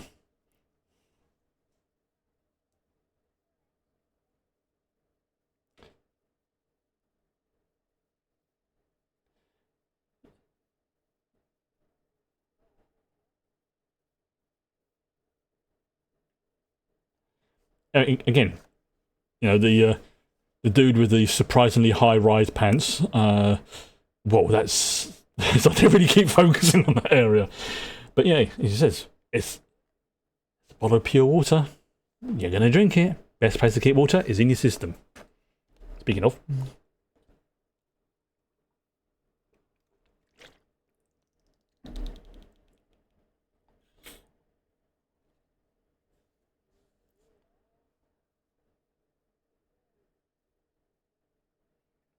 That has got a chafe. That. So, please stop showing his butt.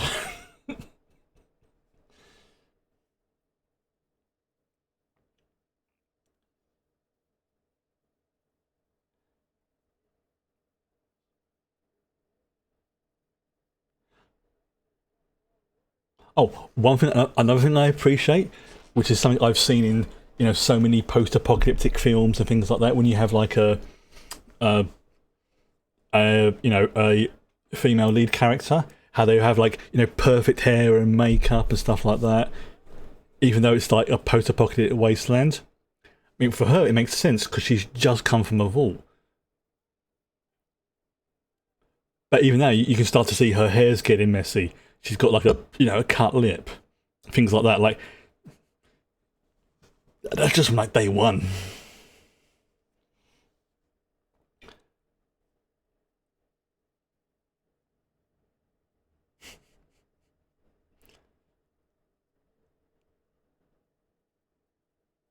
Yes, and that's how you get into the suits, exactly like it is in the game.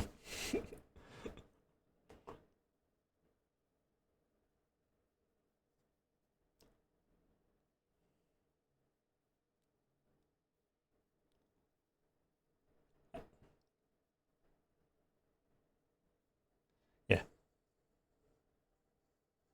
Oh yes.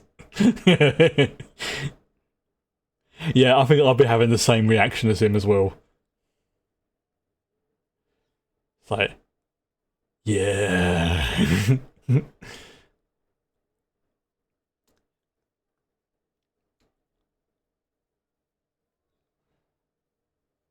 Yeah, well, yeah, I can't blame him. I'd be laughing maniacally if I had access to one of those. because it takes all your movement. It's basically what they call it. It's an exoskeleton, where yes, you have to move, but it amplifies all your movement. So you have to almost like restrict yourself. And if you throw a rock like he just did, it goes for miles. So yeah, like I said, it amplifies everything. So in effect, you have to like make your movements smoother, and so it's obviously he's probably had the training to do it, so it makes perfect sense. But for your regular person getting into one of those suits, you're gonna like start running, and then accidentally find yourself going smack into a wall because you can't control it.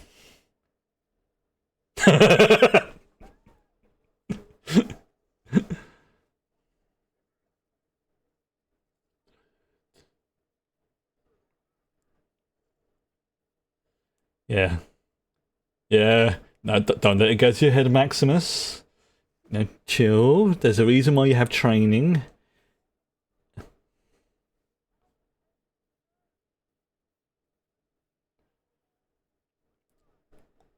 I'm getting very Captain Jack Sparrow vibes from this character.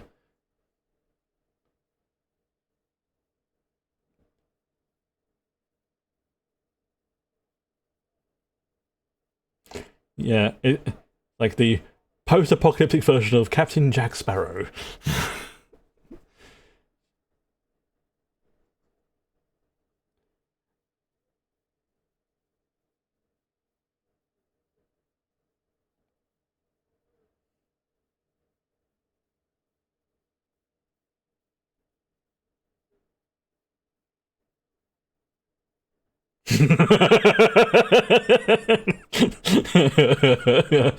Oh no. Oh no. It's like I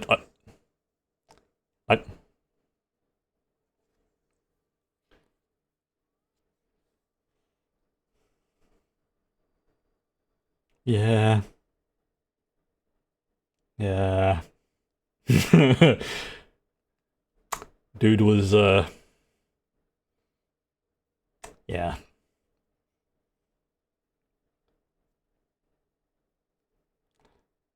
I'm trying. There's a chicken joke in there somewhere, and I'm trying to resist. I'm trying to resist saying it. I'm trying to be good.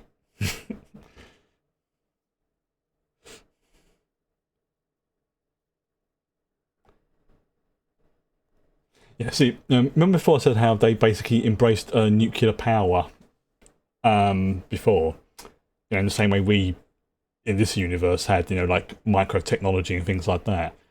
A lot of the cars from pre-war didn't run on like fuel like we did, like ours do. They run on a form of fusion cells, of basically nuclear power. Not all of them, but the vast majority of them. And fusion cells are very, very useful for power systems.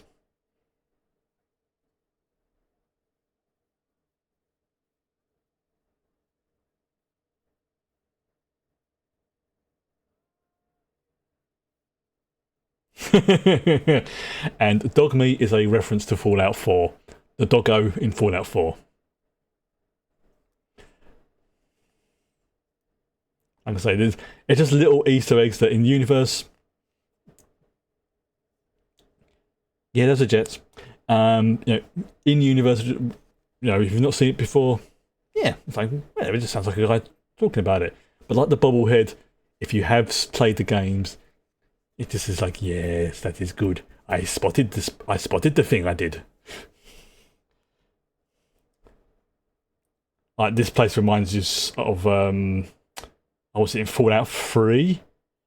I mean, there's a lot of places like this in the Fallout universe, but like what's it in Fallout 4? It was Diamond City. was like the main rebuilt, which was like built around a stadium. I think it was Fallout 3 that had Megaton, which is a city or town, should be the more appropriate word, around a nuclear bomb that didn't go off. No, I'm not joking. I think there was like a cult worshipping it or something, like the Children of the Atom or something like that. Brahmin! Yeah, a stable mutation of cows with 2 heads. And that's a Pip-Boy.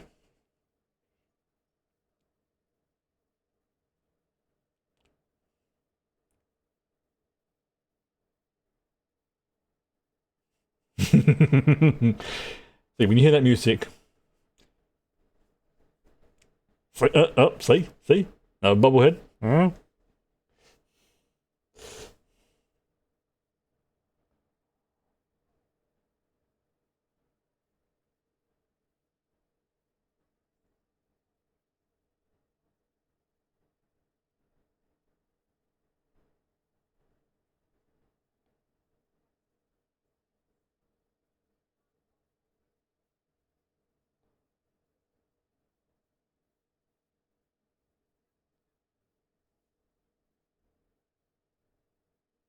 See, she's a fast learner.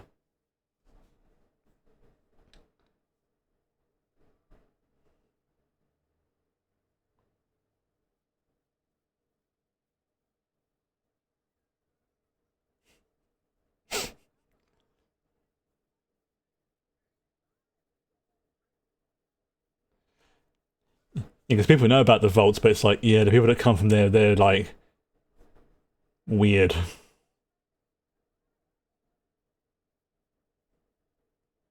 There's that name again.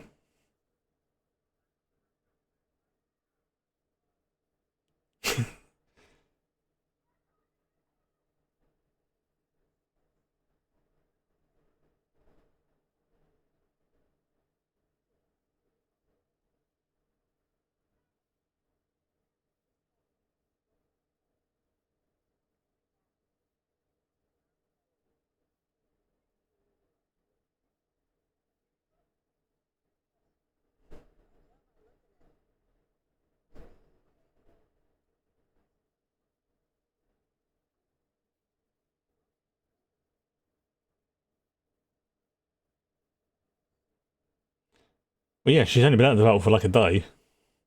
Well, maybe 2.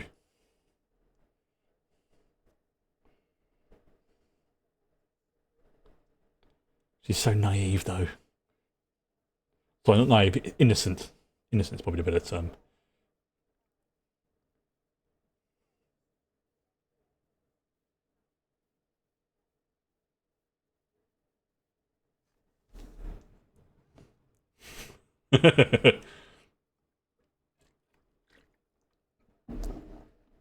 Yeah, America doesn't technically exist anymore in this universe.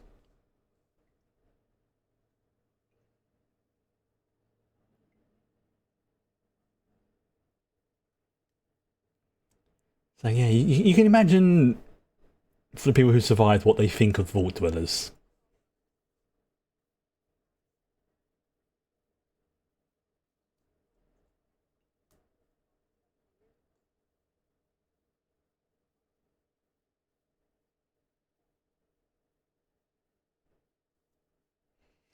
Yeah.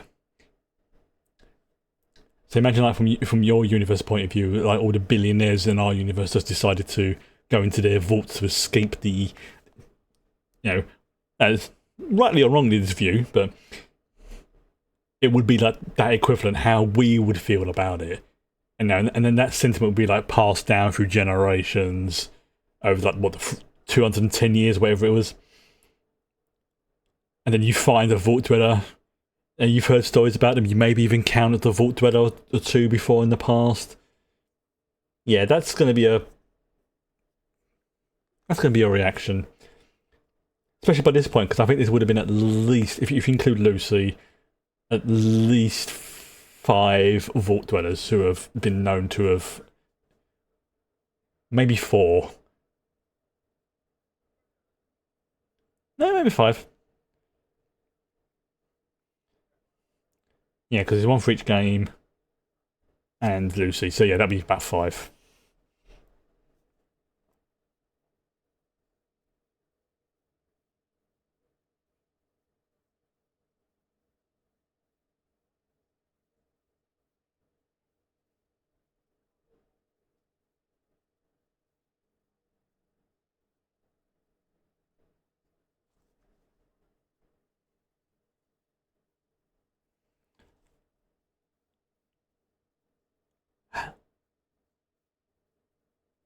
How does he know that? Now, obviously, you can tell she's come from Vault 33 because of the suit. So, does he actually know about the vault, or does he know about just the vaults in general? And it's gone, Vault 33. So he knows a lot about the vaults.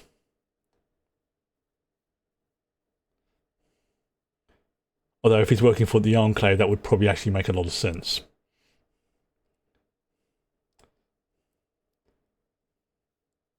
Oh, this has such a sort of Western vibe. I love it.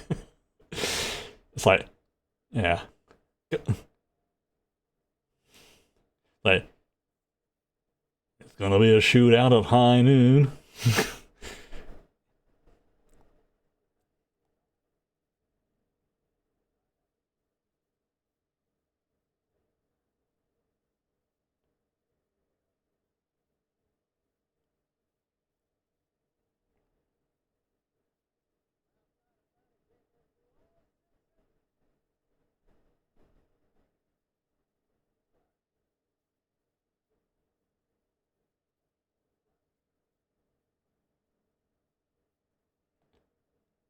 Yeah.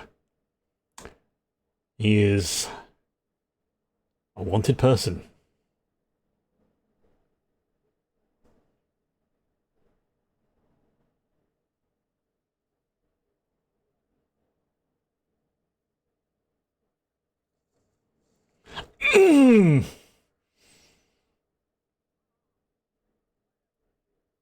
Yeah!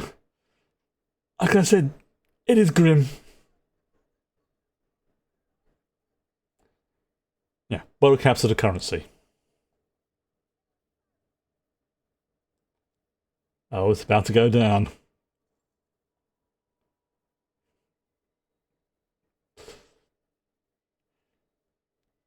God, this is so freaking cool. I love this.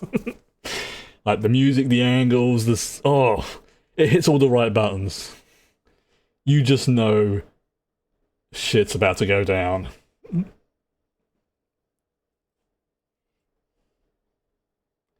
And here we go.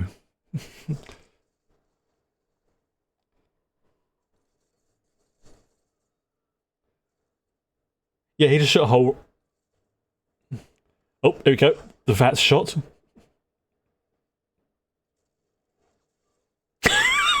That's ridiculous. Damn, that was like... Yeah, that was a VAT's critical shot. Again, if you play Fallout 3 or 4, you know exactly what I'm talking about. Like their sort of targeting critical hit system. Tomatoes. Yummy.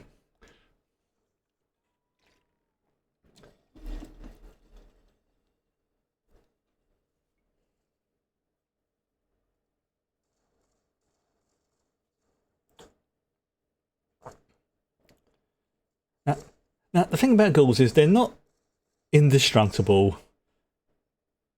but the non-feral ones are tough. Oh, now he's dead.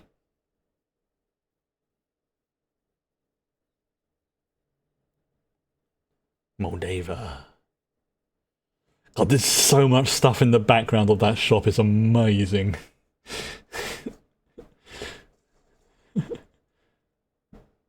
Robco.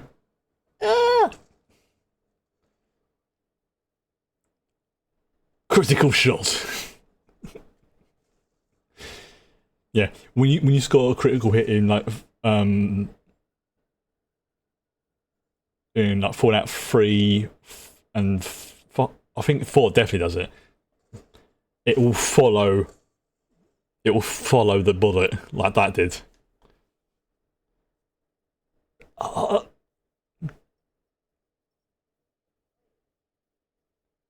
Robco.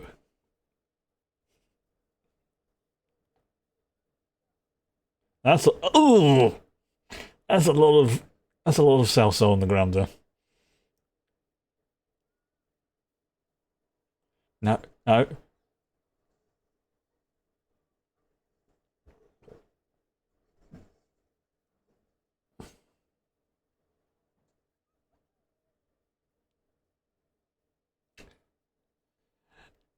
Now,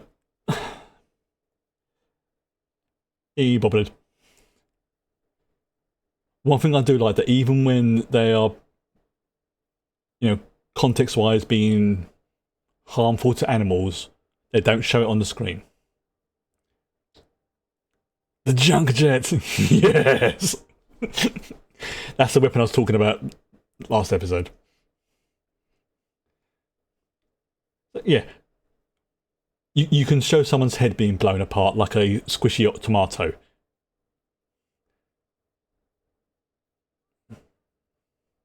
Yeah, but you do not show animals getting hurt.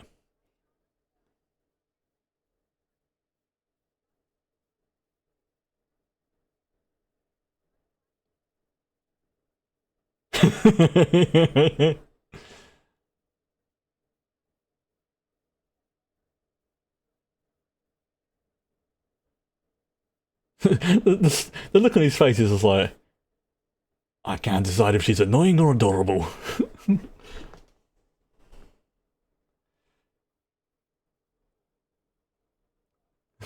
Yep.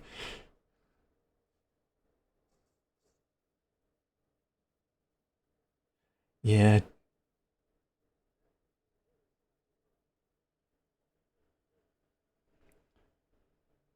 Yeah, generally tranks don't work on ghouls.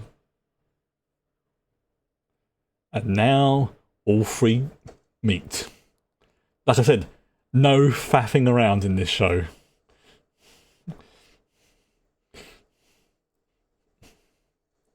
Oh, yeah, that sound.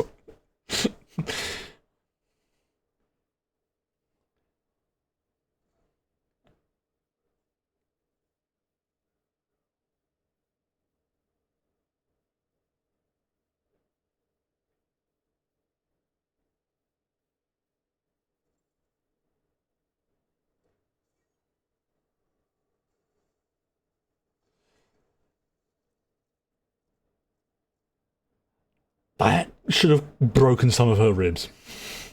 But, yeah, like I say.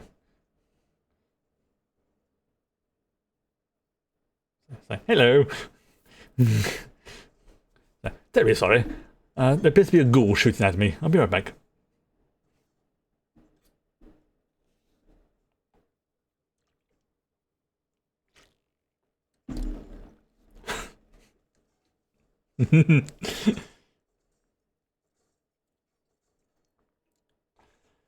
Yeah.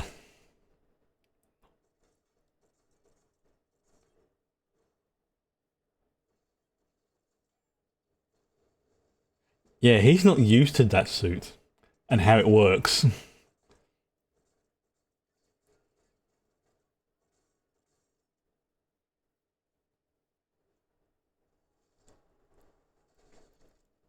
They're powerful but slow.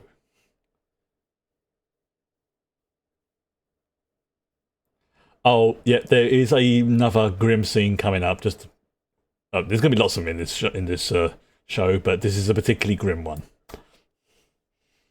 Just as a heads up.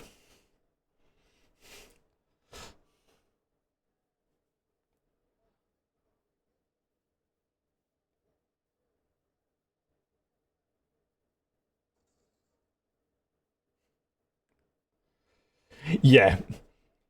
Yeah. This is definitely unpleasant. Yeah.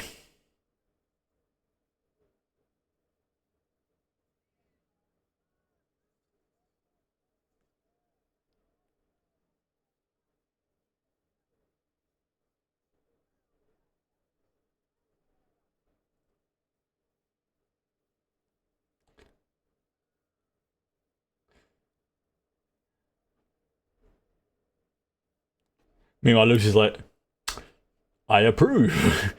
Technology. I'm trying to remember if the power armors. Yes, they would have done. Yes. Oh, here we go. Here we go.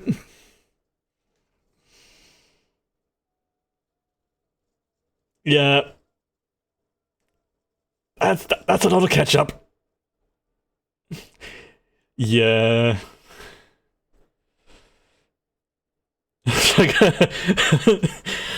Again, another way by having Lucy being like the sort of, should we say, audience stand-in, is her reactions are going to be like almost the same as ours to certain events. She'd be like,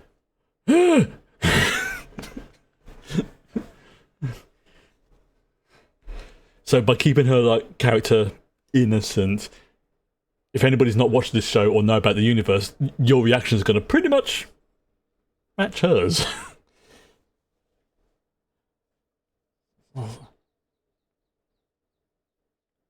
Yep. I mean, essentially that bloke just had his foot stuck in a food processor.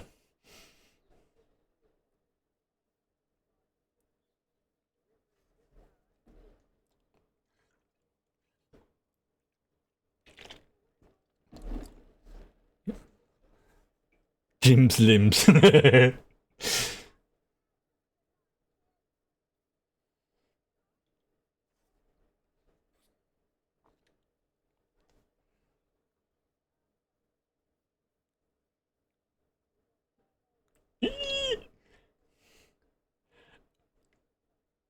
That's basically setting a waypoint. I love that.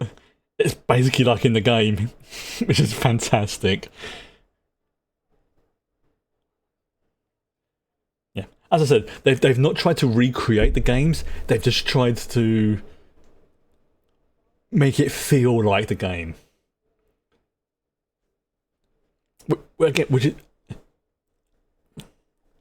is one of the reasons why I'm so cautiously optimistic about the 40k show, because if they can give it this level of attention and love for the universe, and the fact it's got Henry Cavill, who is a big 40k fan, you know, what's the word? You know, being the showrunner, I am cautiously optimistic. My only major concern would be I don't want them to focus 100% on the Marines, on the Adeptus Astartes. I want them to be rare.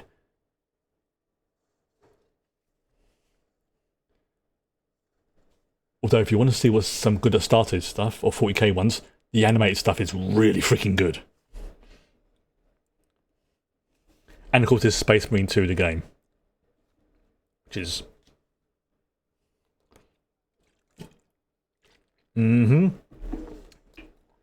Yep. Yeah. So yeah, Lucy would recognise the Knights because they existed before. I think they were created in the last few years of the war, so she would have known about them but probably never seen one before.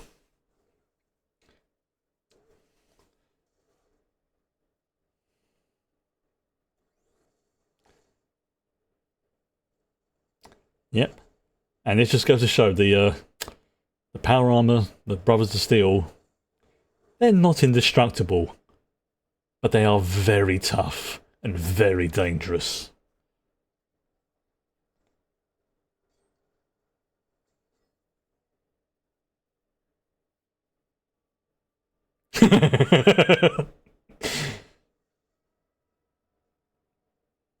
No, that's hilarious. Oh, there he is. The chicken lover. I've got to be so careful what I almost called him then. We shall refer to him as the chicken lover. Not the other word. Because I don't want to have my channel demonetized.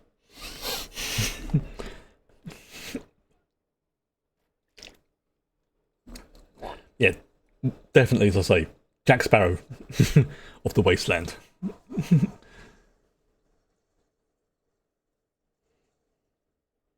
It's like, they are worlds artists there now. Relieving my bladder, and this Brotherhood of Steel dude just came crashing into the toilet. Oh, the little mini nukes. Ah. I said, seriously, this scene is these scenes in this shop are so much like gold mines for anybody who's even vaguely familiar with the Fallout universe. It's just this is just. And like I say, I've got a friend who is like way into Fallout, like the same level I'm into like Star Trek. Oh, Doggo not dead. Doggo just very, very badly hurt.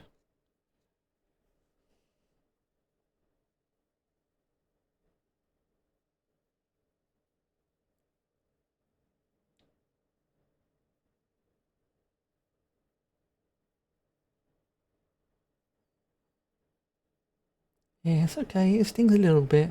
Don't worry.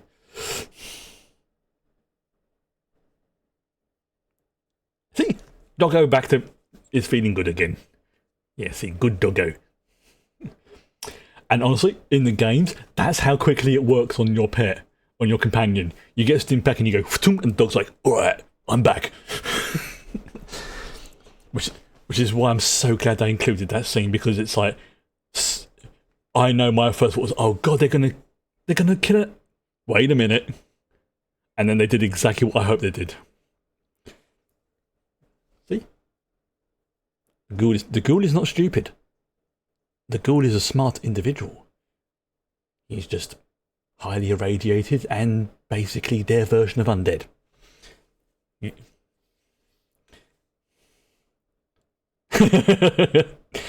Yeah, CCCP. Mm-hmm. Yes, that is what you think it is.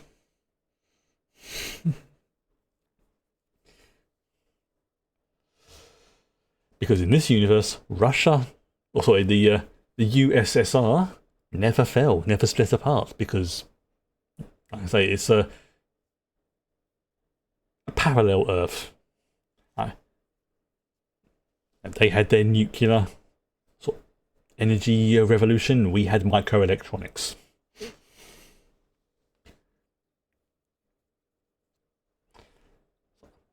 I think that's a legit satellite as well. Yeah, I think that's a legit satellite. Well, ooh.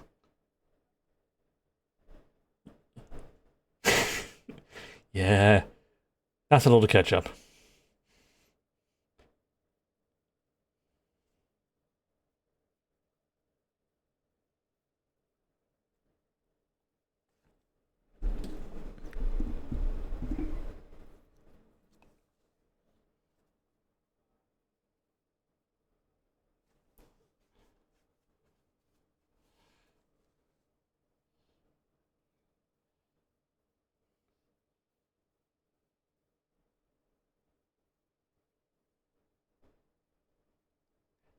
Oh, yeah, yeah.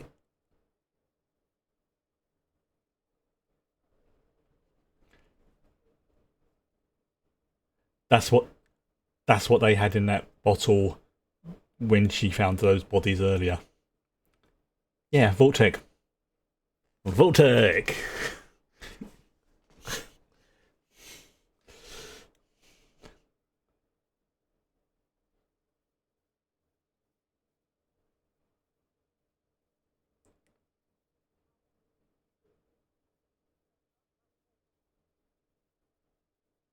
Oh. She's like, I'm sorry, what? Yeah.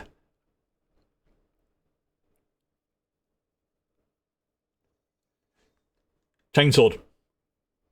Chainsword.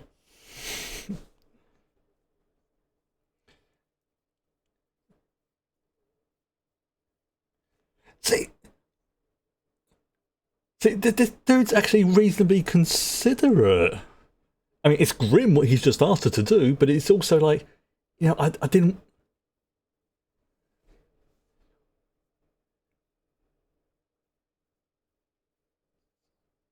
Did she? Yeah, she did. Yeah, she did. Yeah. Yeah.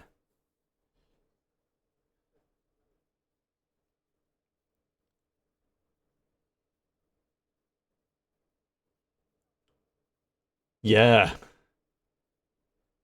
How does he know? Did he know her name? Ho ho ho ho ho. Yes. This is like the first hint that there's like, yeah, there's something going on, and not just the universe as a whole shenanigans.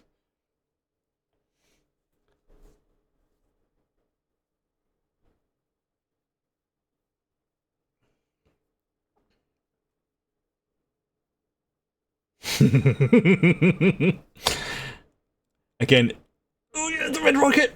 Yep. Was it Donut Land? No, red rocket's later. Not really a spoiler.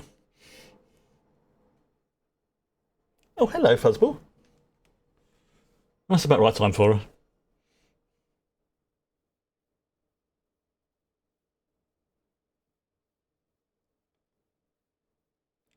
That's basically, like doing a quest and getting like a nice reward from the quest giver.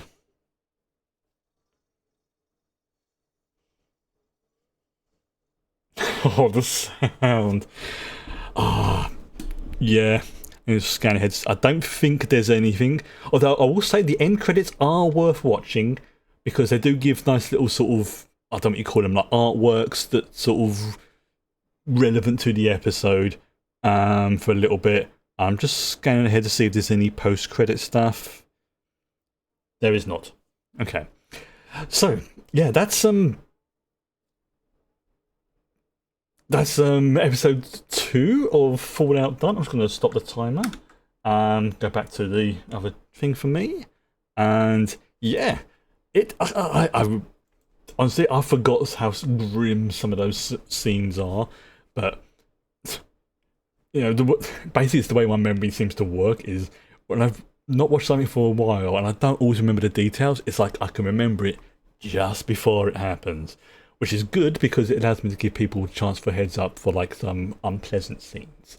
Although I will say generally speaking, if you're of a sensitive nature, and this is not me disparaging that because I can be set off by certain things, especially like in the eyeballs and whatnot. So I am not disparaging that at all.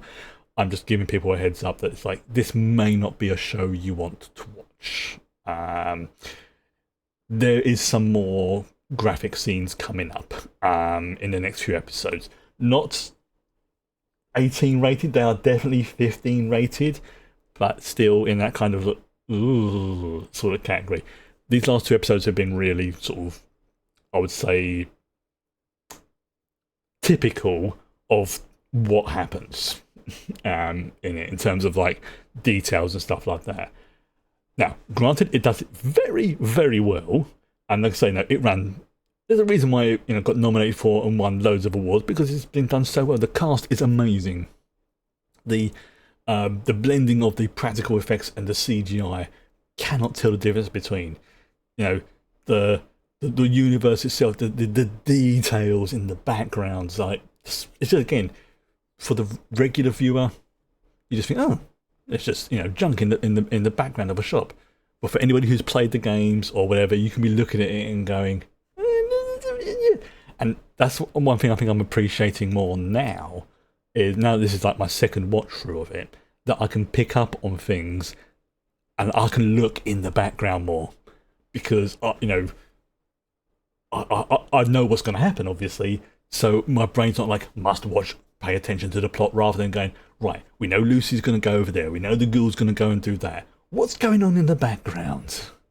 And I've been spotting things that are like, they are making me definitely sort of do like, yes, this is good, this is very good. Like I said, like the little nuke in the shop, or the junk jet and stuff like that. I will say, like I say, this is reigniting my itch to play Fallout 4 again. I probably will do it at some point, like once I get to like a nice stopping point in ESO, or I just think, you know what, let's have a little break from ESO for a bit. If I do, because I need to look into it, but there is a thing called crowd control, which essentially allows people on the stream to spend like their channel points and things like that, or donate bits and off the cat again, donate bits to influence what happens in the game. Hello. Hi, yeah, I know, I was just talking about you. To influence things that happen in the game. I've not set it up before, but it's one of those. Oh, there you go. That's it. Be very, very careful because I'm wearing my shorts right now. It's a bit. From what I can see, it seems relative. I bet, yeah. But that's the whole point. Is I'm looking at it, I'm thinking, you know what? I might do that. I'm not saying exactly when it will happen, but it's because I want to make sure that there's other stuff going on as well, and to set it all up. And it's not that it's necessarily complicated to set up from what I've seen initially. It's just it's very time consuming, and I don't want to try and set it up whilst we've got this like mini heat wave going on in the UK. So if I do start playing that on the, well, it's not if, it'll be when. I'm just not sure exactly when that will be. Also as well, word of warning, next week here in the UK, specifically in London, the temperature on Tuesday when I'm streaming is probably going to be hitting about 34 Celsius in London, which may not sound particularly bad compared to other places in the world, but we are getting to that territory of temperature where it is making me nauseous, even with the antihistamines and stuff like that. I think I've said it before, but just to reiterate, for the next few weeks, whilst this heatwave potential is going on, there is a good chance I may have to cancel streams because I'm just having the heat nausea like I had last week. And this week coming up is looking like it's going to be warmer and hotter for a longer period of time. So I hope to be able to see everybody on next Tuesday. But like I said, do not be at all surprised if sort of midday or wherever else it is. But sort of mid-afternoon, because if the heat, that's when the heat really starts to kick in the nausea. That's when I will sort of have to make a judgment call as to whether or not I'll be okay to play and do everything else as well. If I'm not, I apologise in advance, but I've got to look after myself, obviously. But if I am, then hopefully I'll be streaming. It'll probably be a shorter stream if I am doing it on those, again, just because of the heat for both myself and the computer. But Madam's getting very grumpy. She's getting demanding. She seems okay, but I need to make sure she's all right. So I'm going to call it now and say good night, and have a good weekend, and keep yourself hydrated, and don't go out in the midday sun, especially if you're as pale as me. Night night. Good night. Even that's two. See, slow in the words. Bye bye.